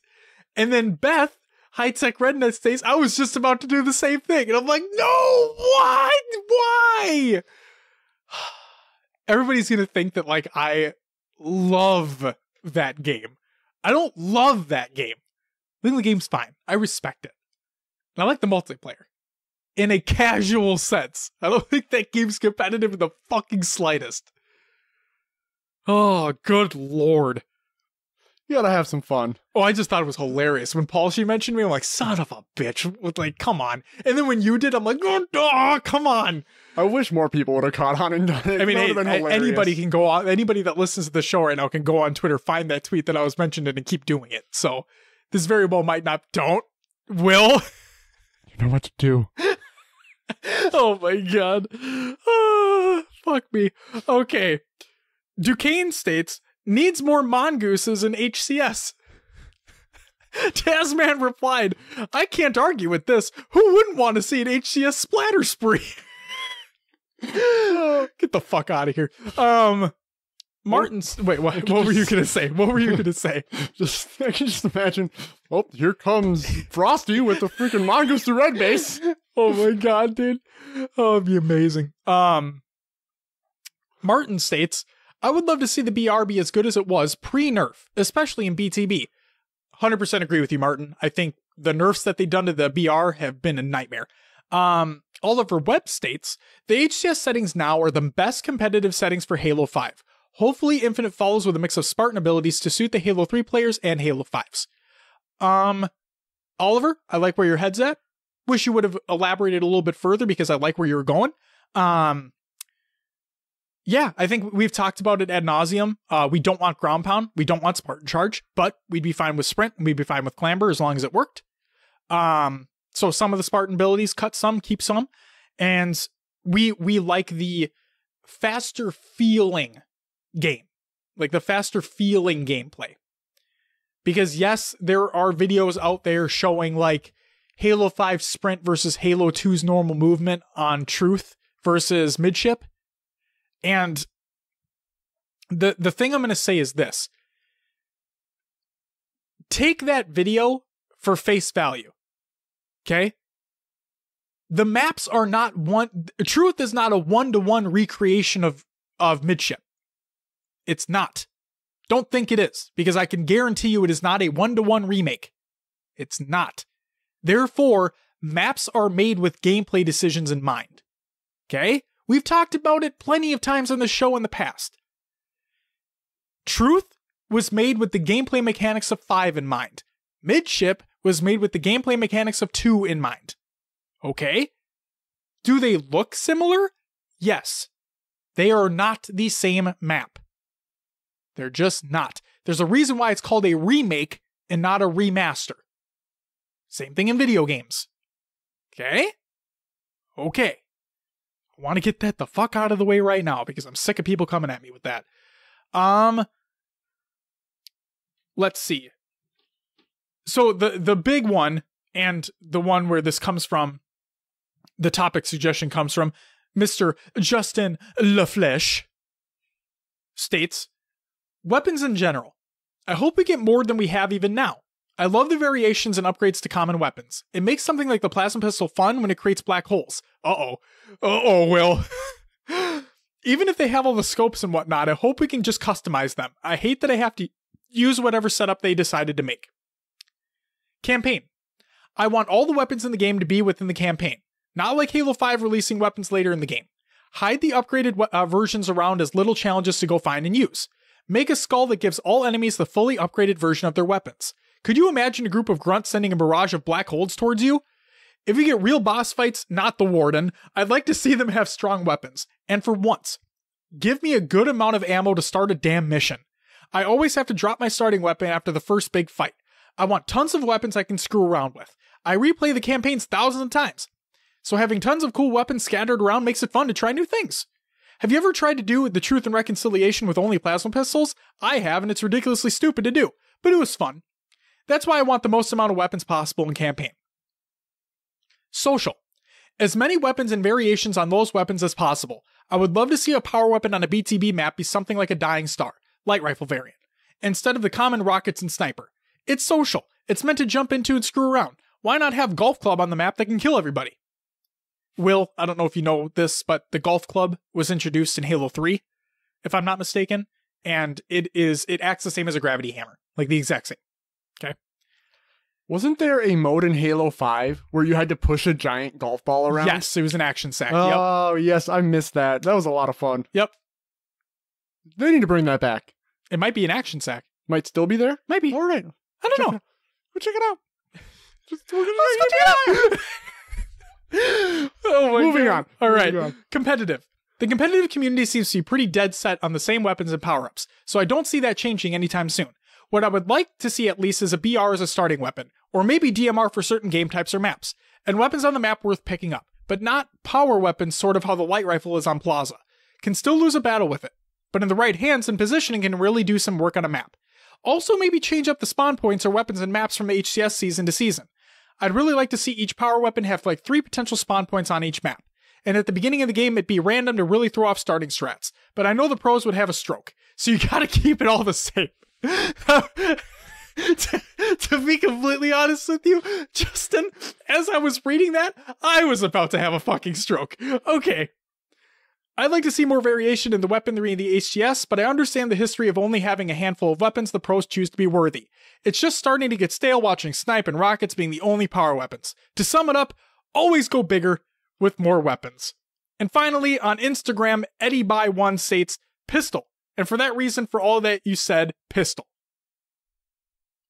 So, I know people didn't like the pistol being the main thing in Halo 5. I can't stand it. But if you think about it, Halo 1 pistol was like god tier. You also understand my feelings of Halo 1.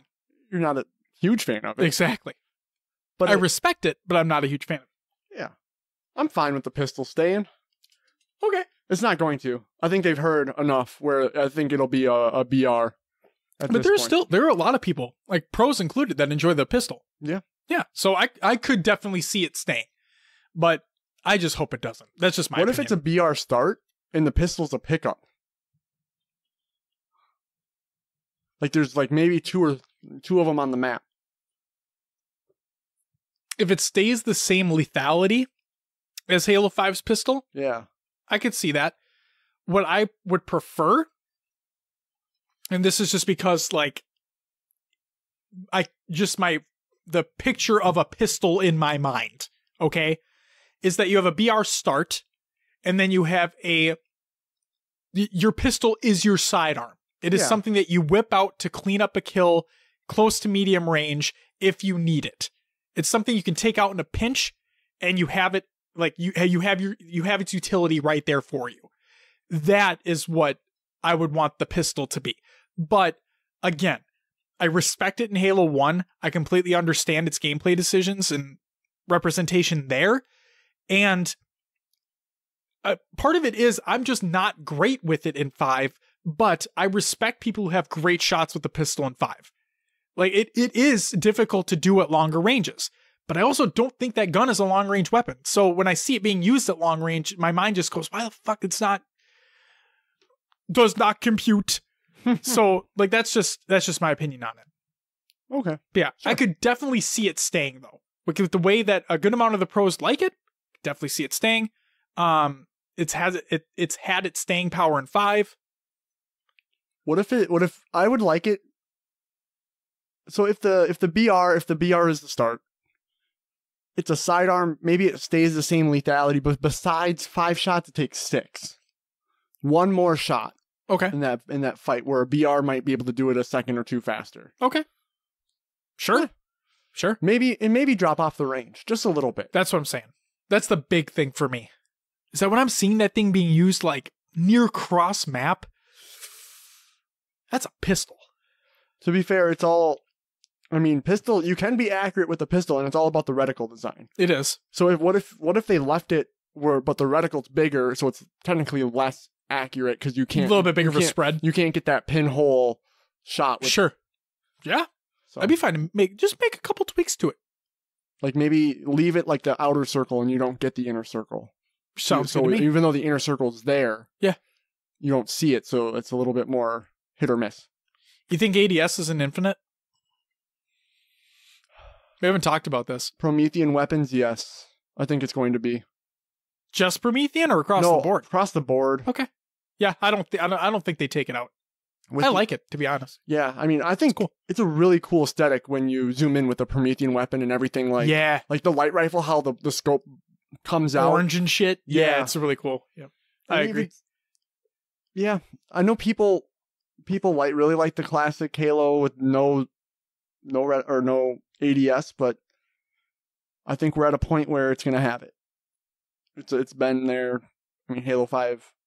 People didn't like it in Halo 5, but it worked in Halo 5. I didn't have anything wrong with it. Right. So. Okay. Let's break down Justin's response here. Oh, you want to go back? Okay. So for social, anything and everything. Depends on the mode. I am in the same wheelhouse. So my ideal situation, and like I said, I think they've learned their lesson from 5, is that they're going to release with everything day 1. They're going to release with all the maps and the modes. Okay? Like I said, I'd be fine if they went back and did paid map packs, because that would make me believe that we're getting quality maps in those packs. Yeah. Instead of 5 where it was just shit. So, regardless of the path that they go, we get a good amount of maps on launch, and we get all the modes. Okay? We have a separate social and a separate ranked hopper. Within that social hopper, I want strictly social Slayer as a mother effing playlist. Social Slayer with the competitive settings, or nope. Just... No competitive settings, just a straight up social Slayer playlist with the gameplay mechanics that Infinite has in mind, with standard weapons.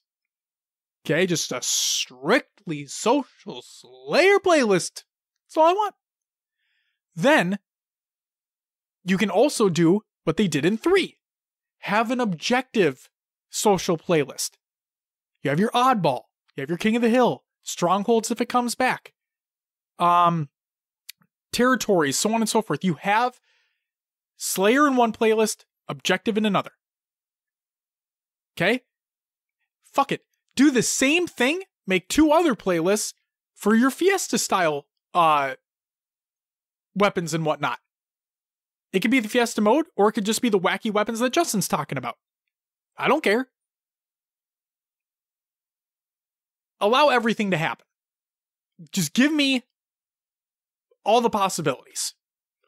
Do you like the variants that Halo 5 brought with the different weapons then? Since I brought it up earlier? Depends on the mode. It does. See, I would be... Okay. My problem is... Maybe I'll be eating... Yeah, maybe I'll be, like, eating my own words here in a second, but... Regular Fiesta. Not Super Fiesta, just regular. Mm-hmm. Thinking about it, I guess you could technically be more screwed if you're playing a regular Fiesta variant, because there's less of the bigger tiered weapons available in the set. Okay? Yep. But then again, in Super Fiesta, at least with Halo 5's abundance of different variants of weapons, I feel like it's an even bigger group with, like, I'm not able to get those best ones in the set. Like, I feel like I'm always getting dicked on by the lower tiered weapons in the set because there's so many to pick from within, with the amount of variants that are going on. So maybe if they can find a middle ground in there. Maybe just eliminate common weapons. Kind of like they're doing with the rock and rail system. Yeah. Where it's just the 2, you know what you're getting. Yeah. Sure. But no, I think it'd be cool, like, because what, they had mythic shoddy snipers where everybody gets a Nornfang. Yep. And everybody gets an Oathbringer or something like that. Yeah. Like a really good shotgun and the best sniper rifle in the game. So, I don't know. It's tough. What are your thoughts? I'm rambling. I don't like the crazy variants of the weapons. Like, well, I don't like the ones that create black holes and whatnot. Sure. And, like the shockwave from the grav hammer that no one can touch. Yeah, dude, that. Whoo. That's overpowered. I'd be happy if they kept some of them, but not to the extreme they went. Okay. It just seems a little too out there, but I get there's the point of just jumping in and having fun. I'm too competitive of a person that when I do get in those modes, I want it to be all competitive and have an even chance. And sometimes it's like, oh, well, we got snowballed on because they had all the right weapons spawned for them. Right. And you just got to take it. But when you're grinding for XP and you really want to win and really get those boosts, yep, it sucks. It does.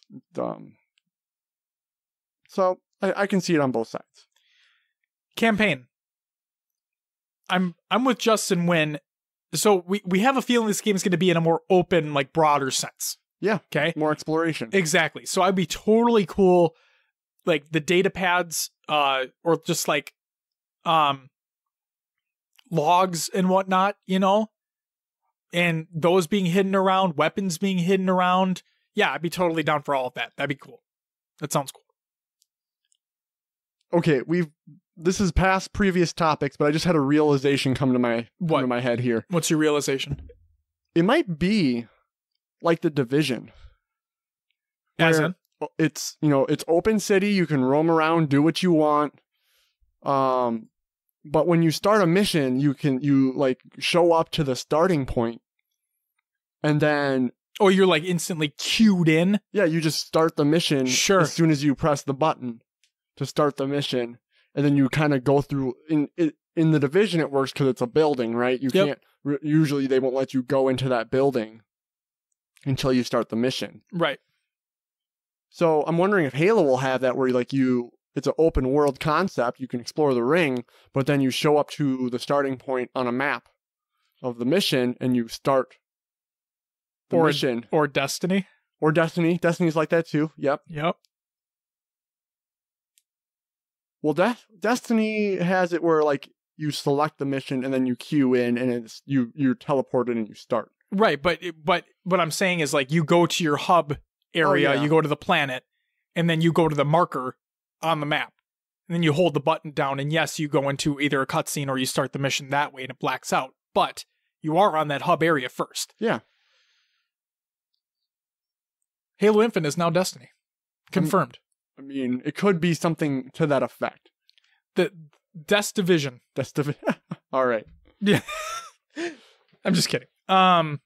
Anyway, yeah. Back to campaign weapons. Yes. Yeah, I do like hiding, like, so if they do keep that linear structure when you're going through a mission, yes, hiding specific weapons in that area. Yeah. But maybe you have to make a jump or do some fucking jumping puzzles. Why do I say that? Will wants jumping puzzles in Halo Infinite. That is confirmed. Hate jumping puzzles. Loves jumping puzzles. No. You heard it here first, folks. But yeah, just make it so you have to go find those weapons that you can then use and gain an advantage for the next section. Yeah, I think it'd be great if they took the Halo 5 approach. Yeah. I think that they hid them fairly well in Halo 5. There were ones that required jumps as well. Yep. Yeah, totally agree. All right, the big one, what this show's all about, competitive. Yes.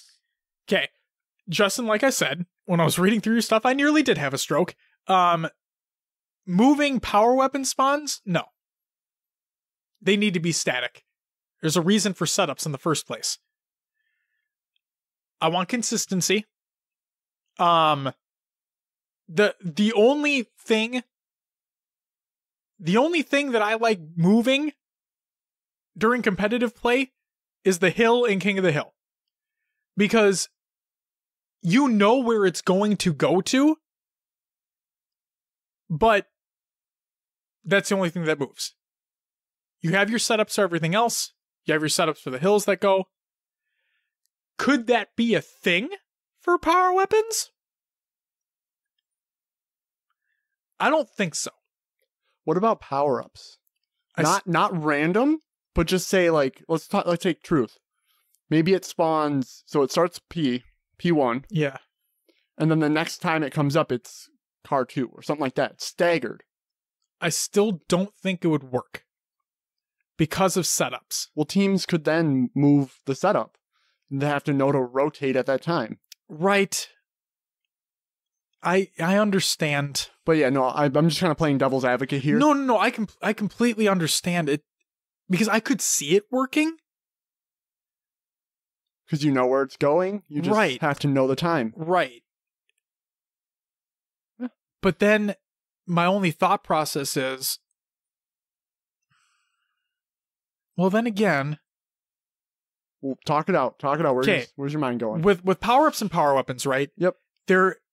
Well, for a power-up specifically, they're normally in a centralized location. Sure. Like normally near the middle of a map. Okay?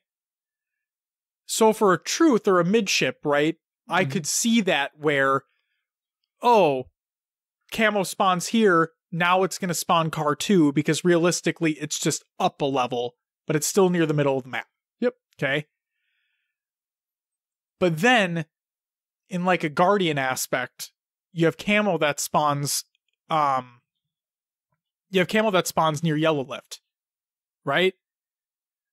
Where would a camo move at that point? Because you have camo there, and then you have sniper spawning S3. Would they swap places? Because you need to remain consistent across power weapons and power-ups, because if you have your camo move, and the sniper stays where it's spawning, that can totally fuck a game up. Right. No, I would just say, yeah, I was just...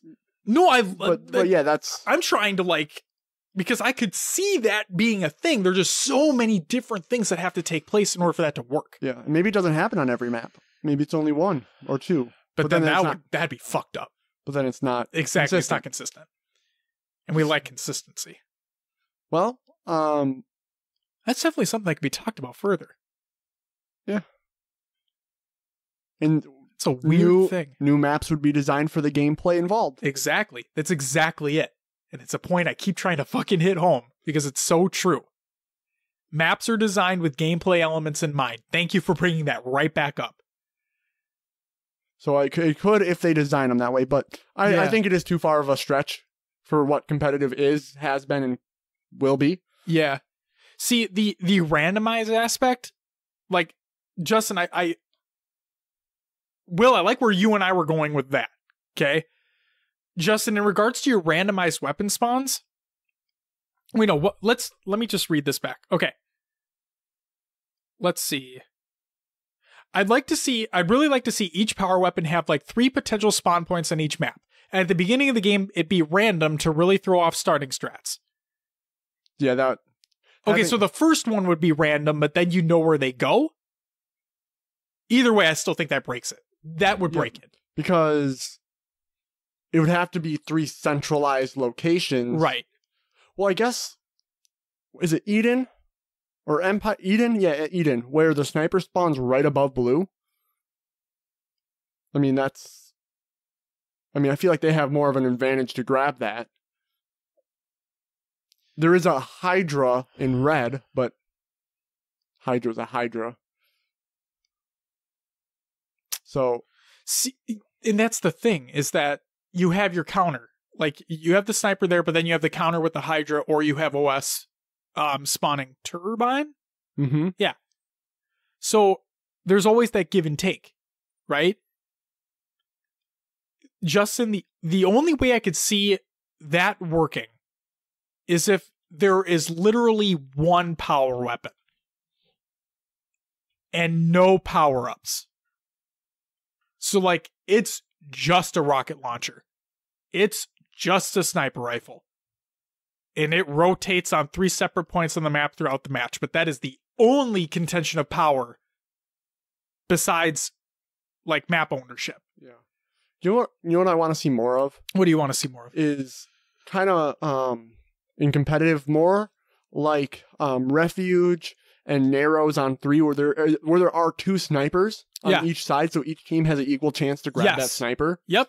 And then rockets are in middle. So that's again even chance. Yes. So you like symmetrical maps?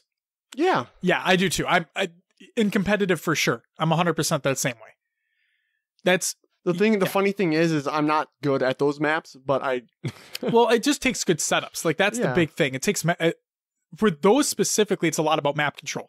That's why when we were watching the previous Halo 3 tournament, right, and it was, you would see players compete for top mid. Like it was a lot of competition for top mid. You would see a lot of people hanging out like right in their entry areas on both sides of the map on narrows, right? And you'd see their snipers sitting in the back.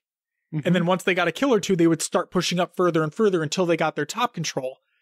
And then they were able to watch flags. So yeah, it's just all about that. But no, I like the thought of that. Of the randomness a little bit? Of the moving around? The moving around, not the randomness. I can't have it be random. It can't be random at all. But like one rocket maybe spawning in a different position? Yeah. Like, I don't want it to happen. I'm just going to say that. But the thought piqued my interest. That's what I'll say. Throw it in social. That's what I'd say. I don't think it would work for competitive. Yeah. But social, where there's random spawns all over the map, you don't know what you're getting. Everyone spawns with a BR, but the super Fiesta weapons are just randomized around the map. You never know what you're going to get where. And then they pop up, instead of every 2 minutes in a game to make it a little bit more fun, every 45 seconds. New power weapon, don't know what it's going to be, super Fiesta or, wreck weapon. Sure. Make it a little crazy. There you go. New game mode. You just figured it out. We'll get on those maps right now. Perfect. Hey, Forge Hub. Yeah. We need another competition here. There we go. So what would you like in competitive then? Hold on. What would the name of your playlist be? It has to be something Mayhem related, right? Oh. Yeah. Yup. You like that? Sense. Oh my God. I need to, how do I make maps? Can someone give me like a crash course? No. We're gonna get Forge Hub Oh, we're gonna have a contest to make these maps? Yeah. In this mode? Yes. No, they'll make the maps. We'll find somebody to do the mode. Okay. It's just what's the name of your mode? What's the name of your playlist, Will? Let me think about it. All right, you think about it. What were you gonna say though? What do you want? What do you want for competitive? What do you think should be there? Overall, we know that you don't want a pistol. You're right. Well, I want secondary is fine. Sure. Pistol starting. Are we just going to talk about ideal settings? I mean, technically, the pistol was a secondary weapon at first. Oh, AR, Lord. And it just... come on. Everybody knew. You motherfucker. You motherfucker. I saw what you did. Technically, it was a secondary. I love you.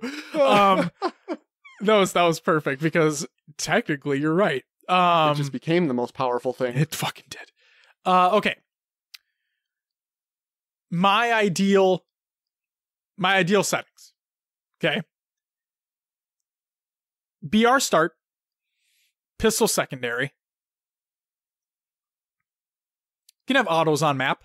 That's fine. Automatic weapons, you can have those on the map. That's fine. Static spawns for power-ups and power weapons. I would be perfectly fine if they took away the timers, because I think that adds to the competitive aspect of knowing times, because we see it with power-ups already. Mm-hmm. And I like the idea of having to have that communication. I like that a lot. So removing timers from power weapons. And right now it's 2 minutes, or it's the time from when it was picked up, right? Yes. That is for power. I know that's for power weapons. It's the same, right? Yes. Yep. Power ups specifically, I don't want this shoving it into the chest bullshit anymore. I want it to be like Halo 3's used to be, where you just run into it and you pick it up. That's what I want. I don't want you to have to think about it. I was there first. I picked it up. Timer starts right there. Mm-hmm. As soon as I touch it, burn it, whatever. I don't care. As soon as I touch that thing, the timer restarts.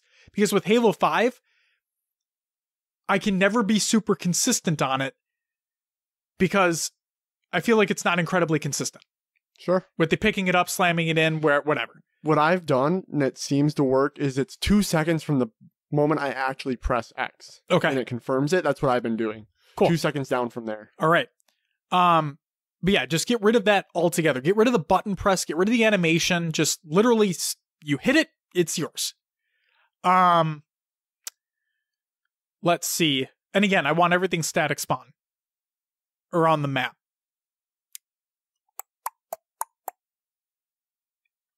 Weapons on map. So, yeah. Like, there's got to be the plasma pistol to counter overshield. Yeah, I feel like... Because Tasman's right here. Where, realistically, it's only a couple weapons are used. I never see them pick up the carbine. Never. Well, the carbine blows in 5 now. Like, they made the spread too much. It used to be unbelievably god tier. I got a perfect with it the other day. I just blew my mind. Yeah. Like, what? See, that's the thing, is that it's inconsistent. Yeah. So if it was consistent, people would use it more often. And it was, but then they nerfed it. But yeah, people just don't pick up that many weapons anymore. It's either a plasma pistol to take down shields or nothing. I see a lot of people using the bolt shot for the tracking. But I'm not playing top tier people here. No, but either way, I'm talking about just when we watch competitive streams in 5, for right? Sure. I don't see that. You don't see many people picking up many weapons. So I would say have more weapons on the map. This is so vague because we don't know the weapon set that's going to be in Infinite. Right. But what I will say is this, to keep it again, it's going to be vague. Have more weapons on the map. Have them be meaningful. And have them spawn frequently. Like, give me a reason to be like you could have an SMG, for example, as an auto, right? Maybe beef it up just a little bit because I feel like they dumbed it down a little bit in 5. Beef it up just a titch more. Don't make it AR strength, but at close range, does pretty well. Have it spawn frequently. And as I'm running through the map or whatever, be like, oh, hell yeah, SMG. I'm in a close corridor here. I could use this. Make them meaningful. Give me more options. Because maybe we'll see some more people pick them up. I don't know. I like to think they would, but, you know, people like their pistol. What do you think about dual wielding in Infinite? Do they bring it back? Should they bring it back? Why not? 2 SMGs? Sure. I don't see why not. Fuck it. Yeah. I'd be fine if they brought it back, because I thought that it was a cool, if anything, in campaign, it was awesome. And when I play Halo 2 in MCC, and I see people doing it, like you see an SMG and a pistol, yeah, I think it's awesome. And then Halo 3 as well, dual spikers in Halo 3, whoo! So then that brings back the question, you lose ADS with that, but then you get more firepower. Yes, potentially an added benefit of more firepower if you're good with them. So yeah, I think it is beneficial for close range weapons, and yeah, why not? I think it'd be awesome. Hell yeah, yeah, absolutely. Bring back dual wielding, for sure. Anything else? I think that's it for me. What do you got? What's your ideal situation? I agree. I would like. I have a lot of fun when the Halo 2 BR is on the map. Oh, it's so good. It is really good in 5. It feels Why good. didn't they just make that the starting BR? Like, everyone would have been happy. I feel like everyone would have been. So I think the reason why they didn't is because it is technically overpowered. It is. And it is a rec weapon. Well, then don't just make a variant of that, your BR, dumb it down a little bit. Yeah, that'd be awesome. Everyone would have been happy. You get the zoom with it still. I mean, it's not technically a zoom, but I mean, it is. It's a 2x zoom, yes, right? It is. Yep. That was in previous Halos. Correct. I feel like that would have been so awesome to run these maps, and with the mobility that's in Halo 5, when you're zooming, it puts you at kind of a deficit. Yeah, disadvantage. Disadvantage is the word I'm looking for. But that's what you get. You know? Exactly. You take that risk. It felt smooth. I liked it a lot. Oh, it sounds good too. Yeah. That gun just feels great to use. That's what the BR should fucking feel like. Right. So bring back something like that to Infinite. People enjoy that type of BR. Yes. Why not have it there? I'm fine with the pistol being a secondary. I don't like AR starts. Yeah, me either. My voice just cracked again. So you hear that? It's all right. Thanks for the reassurance. I agree with the static power-ups and power weapons and the removing of the timers. You could have them in social, take it away for competitive. We didn't talk about grenade hit markers. Bringing it back to like many, many episodes ago when we had that as a topic. Yeah. Again, that's one of the things. Social, I'm fine with it being there. Competitive, take it out. What about normal weapon hit markers? I like them. You do? Just because it takes away that. Did my shot hit? Did it, and then it's not like registering versus not. Did it like, you know what I'm saying? Right. No, I love the validation. Mm-hmm. Yes, I completely agree. I mean, you talk about Halo 3 blood shots and people being mad. I need to know my shots hitting. Absolutely. Even now, there's times where like, I thought I shot him in the head and it just doesn't count. Yep. There was a lot of that going on Saturday where I was like, really? Did my shot just not register? Like red reticle, no hit marker. Like I was having people lag on me all over. I don't know if it was just I was having connection issues or someone on the other team was having connection issues. I had one of those games yesterday, but dropped everyone out of the lobby. Oh, really? That was crazy. Anyway. Yes. Go ahead. I'm fine with weapon hit markers. Okay. Grenade hit markers out of competitive. That's fine. I do agree. You said more weapons that are more meaningful. I would say the same amount that's in 5. Okay. Not like I think it's fine. Okay. You find, I mean, just think of Plaza. You have the light rifle, the plasma pistol, and there's BRs around. Yes. If they're meaningful weapons, then people will want to go for them. And they shouldn't be too frequent because then they could change the game. And then what's the point of the BR? And you run into that whole slippery slide. Sure. Yeah. I think they have to have their variations of symmetrical maps and then maps that are asymmetrical. Yeah. Exactly.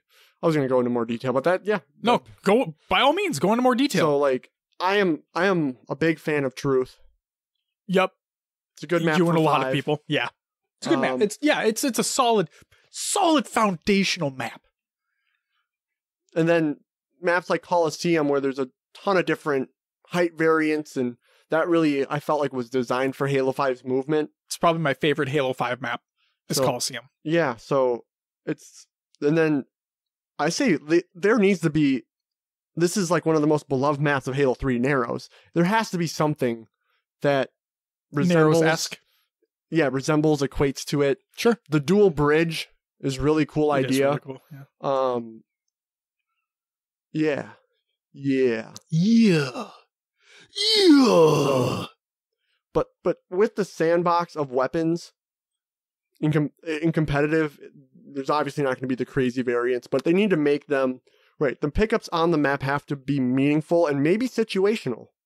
You know, like you said, SMGs by a corridor might work.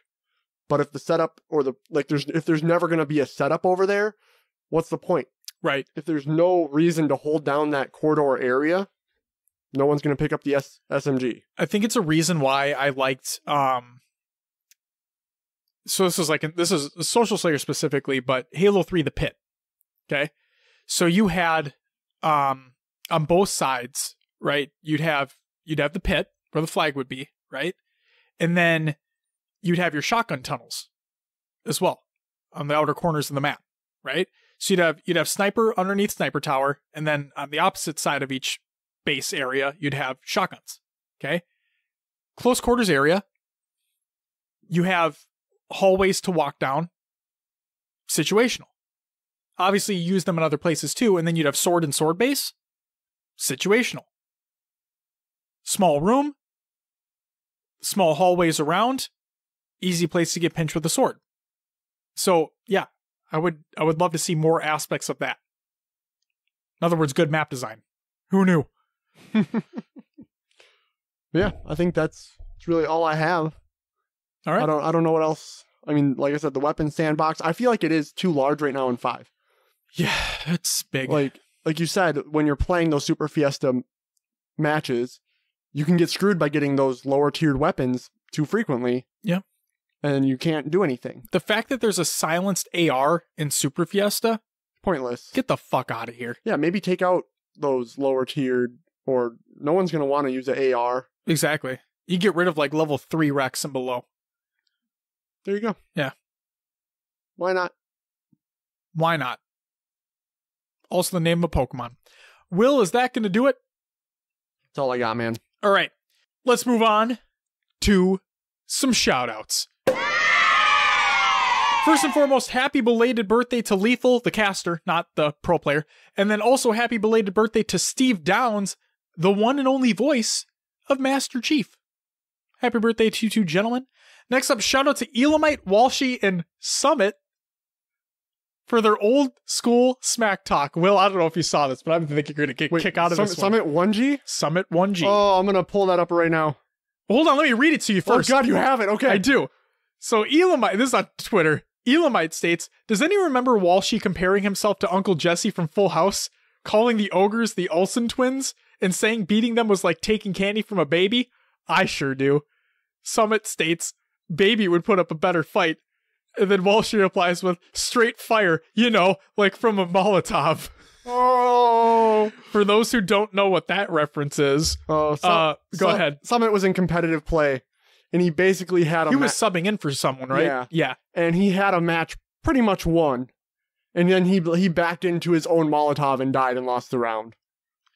It was so funny. It was one of those, funny. Like, he went from straight celebrating to like, no, what did I do? Yep.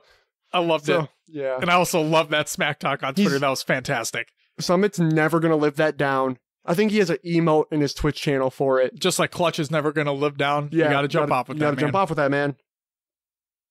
You got to do it. Good stuff. A shout out to MLE, Michelin Events, on hosting charities fundraisers for both Gamers Outreach and Cutthroat. So we're going to include links to both of them.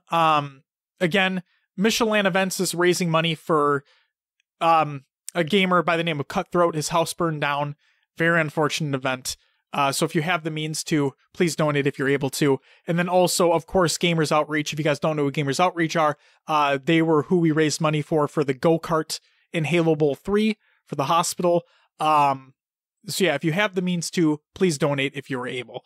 Both the GoFundMe for Cutthroat and the Tiltify for Gamers Outreach will be included in the Google Doc of the show notes of the show.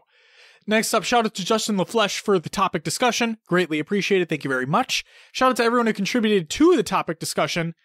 And then shout out to everybody who joined in the community playdate as well.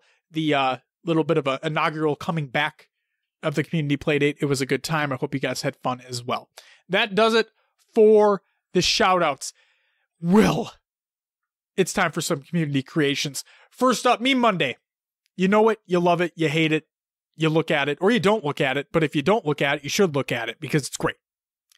Next up, Community Spotlight by Snickerdoodle over on HaloWaypoint.com. There's a ton of cool artwork, a ton of cool videos, ton of cool community stuff. Take a look if you haven't already. It's great.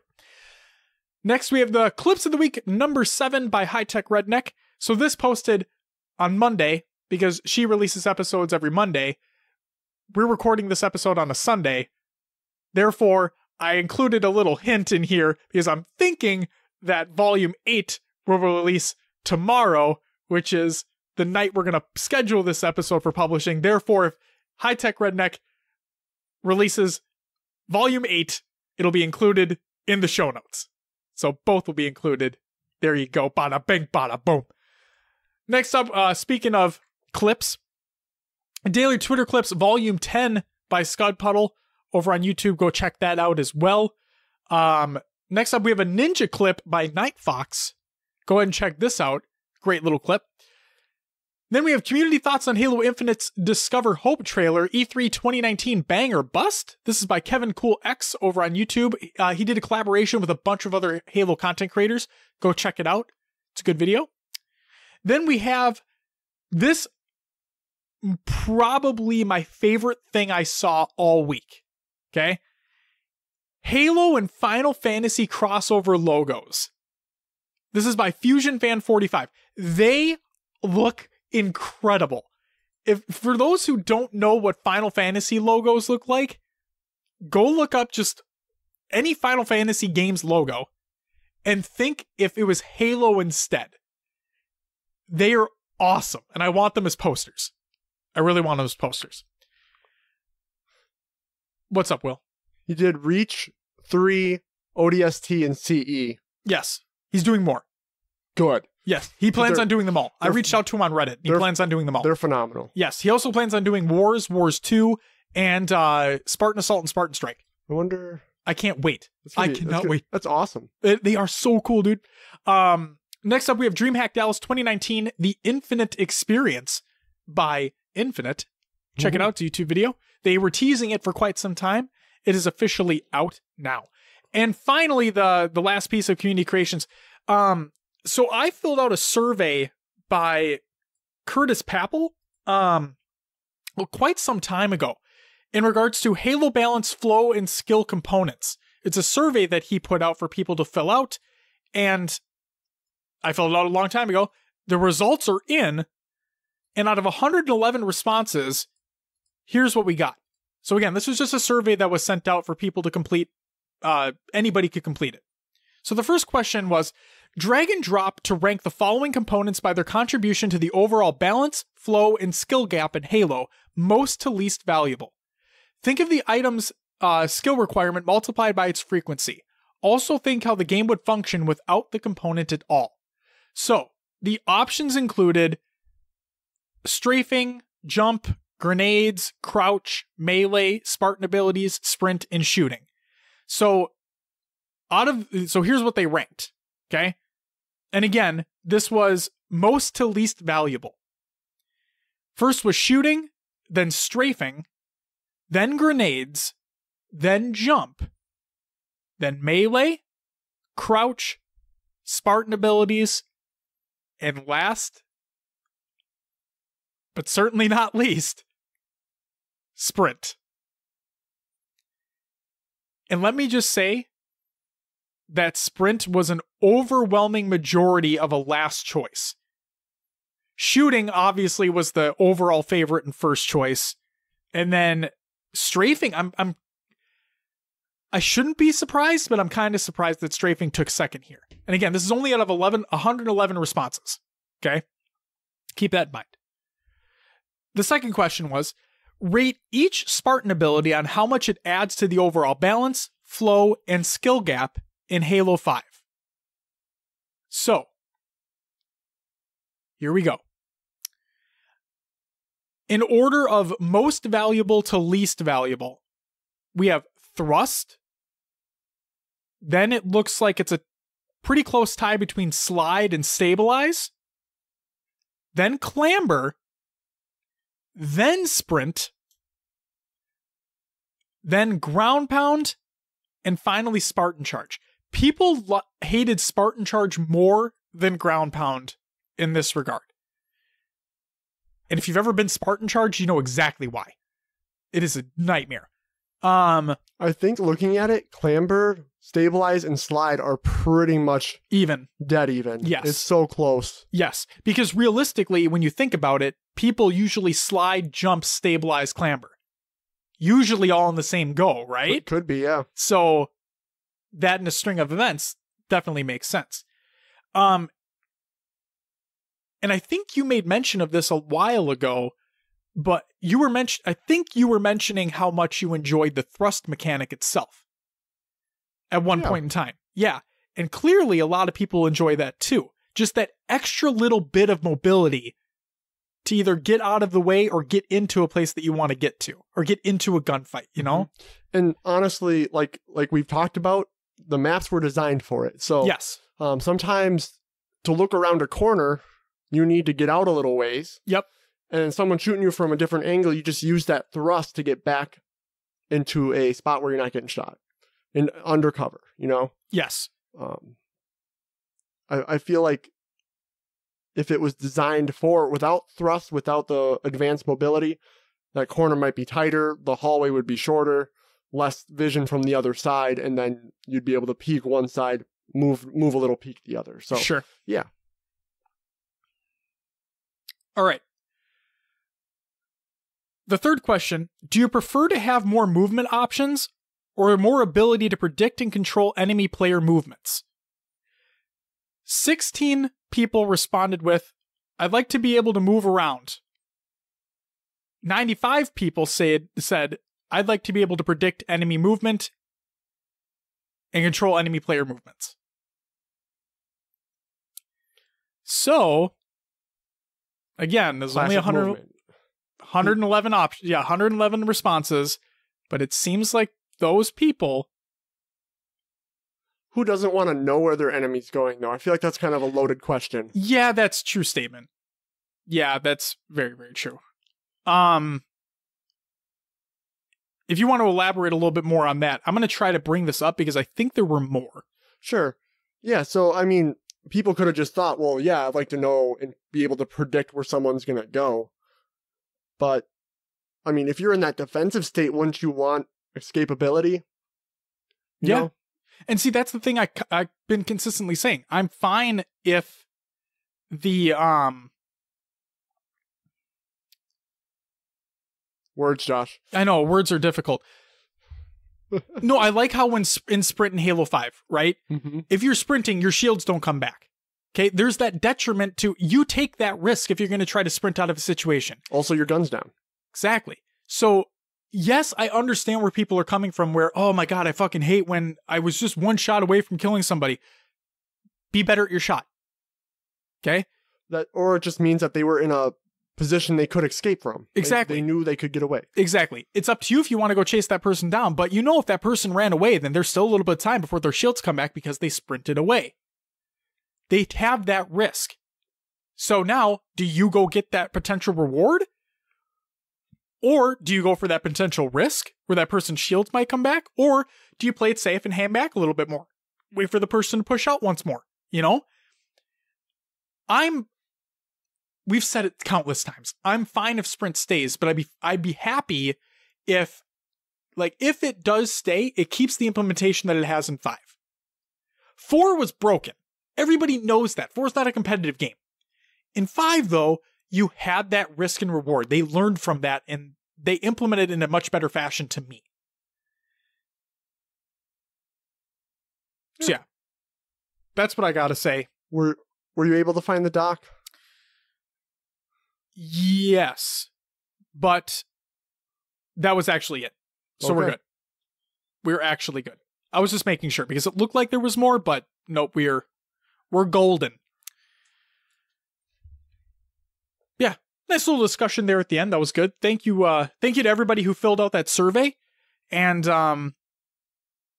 yeah, I'm excited to see what Infinite has. I'm really excited. Honestly, the vibe I got from the trailer, looking into the aspects, it makes me feel like you might start without abilities and maybe they come in, like, maybe you can get upgraded armor or choose what you have. Sure. Within the campaign, and then maybe they won't have them in competitive. Maybe they do. Maybe they have the option to see if it works or if it doesn't, and they can change it quickly. Right. Wouldn't that be kind of best case scenario is if they have both options and if it doesn't work, it's out? Basically. So we'll see what happens. We'll have to wait and see. Damn it. Will? Yeah. We've made it to the end. That is it. I really don't have much else to say. Like, my voice already cracked twice. I don't know if we want to try to go for a third time. So, with all that out of the way, I'm going to go get some dinner later. But, I can't do that yet, Will. You know why? Why is that? Because I need you to do something for me. Okay. Do you know what that thing is? I think I do. I don't know, Will. I don't think you do it every week. Oh, wait, you do it every week. I said do. That's besides the point. I'm rambling. Will, plug the show! You can find us on your favorite podcast services. Just search for HCS Pro Talk. We are on iTunes, Spotify, Google Play, Podbean, Stitcher, and others as well. Pocket Casts. Leave us a review. Talk to us. Let us know what you think. Let other people know about the show. Seriously, Will, you say it every week. I want to hit it home. Leave a review. Love it, hate it. We want to hear about it. Seriously. Like, we do this show week in, week out. We see what you guys are saying on Twitter. We see what you guys are saying on Discord. Leave us a review, good or bad. I don't care. We want to see where we're at. Let us know what we can improve on. Let us know if we're doing a good job. All that fun stuff. Please. You can join us on Discord. Join the community discussion. We have looking for groups. We have Halo topics. We have life topics. We have gaming general topics that you can join in on and talk to others about your thoughts. If you do decide to join, please be nice. We have some stipulations. Please read all the pinned messages. There's that. I have no bullshit tolerance at this point. You can join our Xbox Club or Spartan Company. Search for HCS Pro Talk on your Xbox machine. Or don't. Or don't, like most people. You can find us on Twitter, the Insta, Facebook, YouTube, Mixer, Twitch, Esportspedia. Search for HCS Pro Talk on those sites. I was really hoping you were going to do like the Book of Faces again and all that. That was really, really good. That's you can't overuse the it. tubes of you. It's a once in a while thing. All right. It just gets my anticipation levels up. I love it. So you make me anxious, Will. We're out there. Come find us. We love having discussions, talking. Keep it civil and it'll all be good. Yes. Remember positivity. Positivity. And you know what? I'm going to say this as well. Said it before. I've said it in Discord. I'm going to say it here as well on the show for those who are not in our Discord.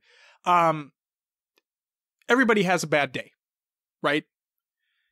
Sometimes life just fucking sucks. We've all been there. And I'm not kidding. We all have. Okay? There have also been a lot of things that have happened within the gaming, the YouTube, the Twitch communities and whatnot where lives have been taken. For it's I just want to, without like fucking jumping over my words or anything like that, I just want to say that if anybody just needs to talk, regardless, it can be about anything. You just need somebody to say hey to. You just need someone to bullshit through the day with. If you just need somebody to talk to or want somebody to talk to, DMs are always open. Twitch, Discord, doesn't matter. Reach out. We're here. And we'll listen. That's all I want to say about that. Will, guess what's coming next week? What do we got, man? Another topic! Do you want to know what it is? Do you have it yet? Nope. So, I throw this out there all the time. I'm going to throw it out there again. If you have a suggestion for a topic, because Will and I talk about Halo all week, therefore our brains are kind of fried. So if you have a topic discussion that you would like to be brought up during the show, by all means, let us know on Twitter, let us know on Facebook, Instagram, YouTube, Discord, everywhere. Let us know what your topic is, and I'll add it to the list, and you very well may be chosen. So yeah. Is that it, Will? That's all I got for the week. Ladies and gentlemen, that is going to do it for episode 80 of HCS Pro Talk. Yeah, Will. I'm going to redo that. Ladies and gentlemen, that's going to do it for episode 80 of I'm going to redo that one more time. Ladies and gentlemen, that is going to do it for episode 80 of HCS Pro Talk. I want to thank you very much for listening and hearing me ramble on and stumble over my words all episode long. We'll be back next week with another topic. And Will's beautiful face that unfortunately you're not able to see. Not yet. But until then...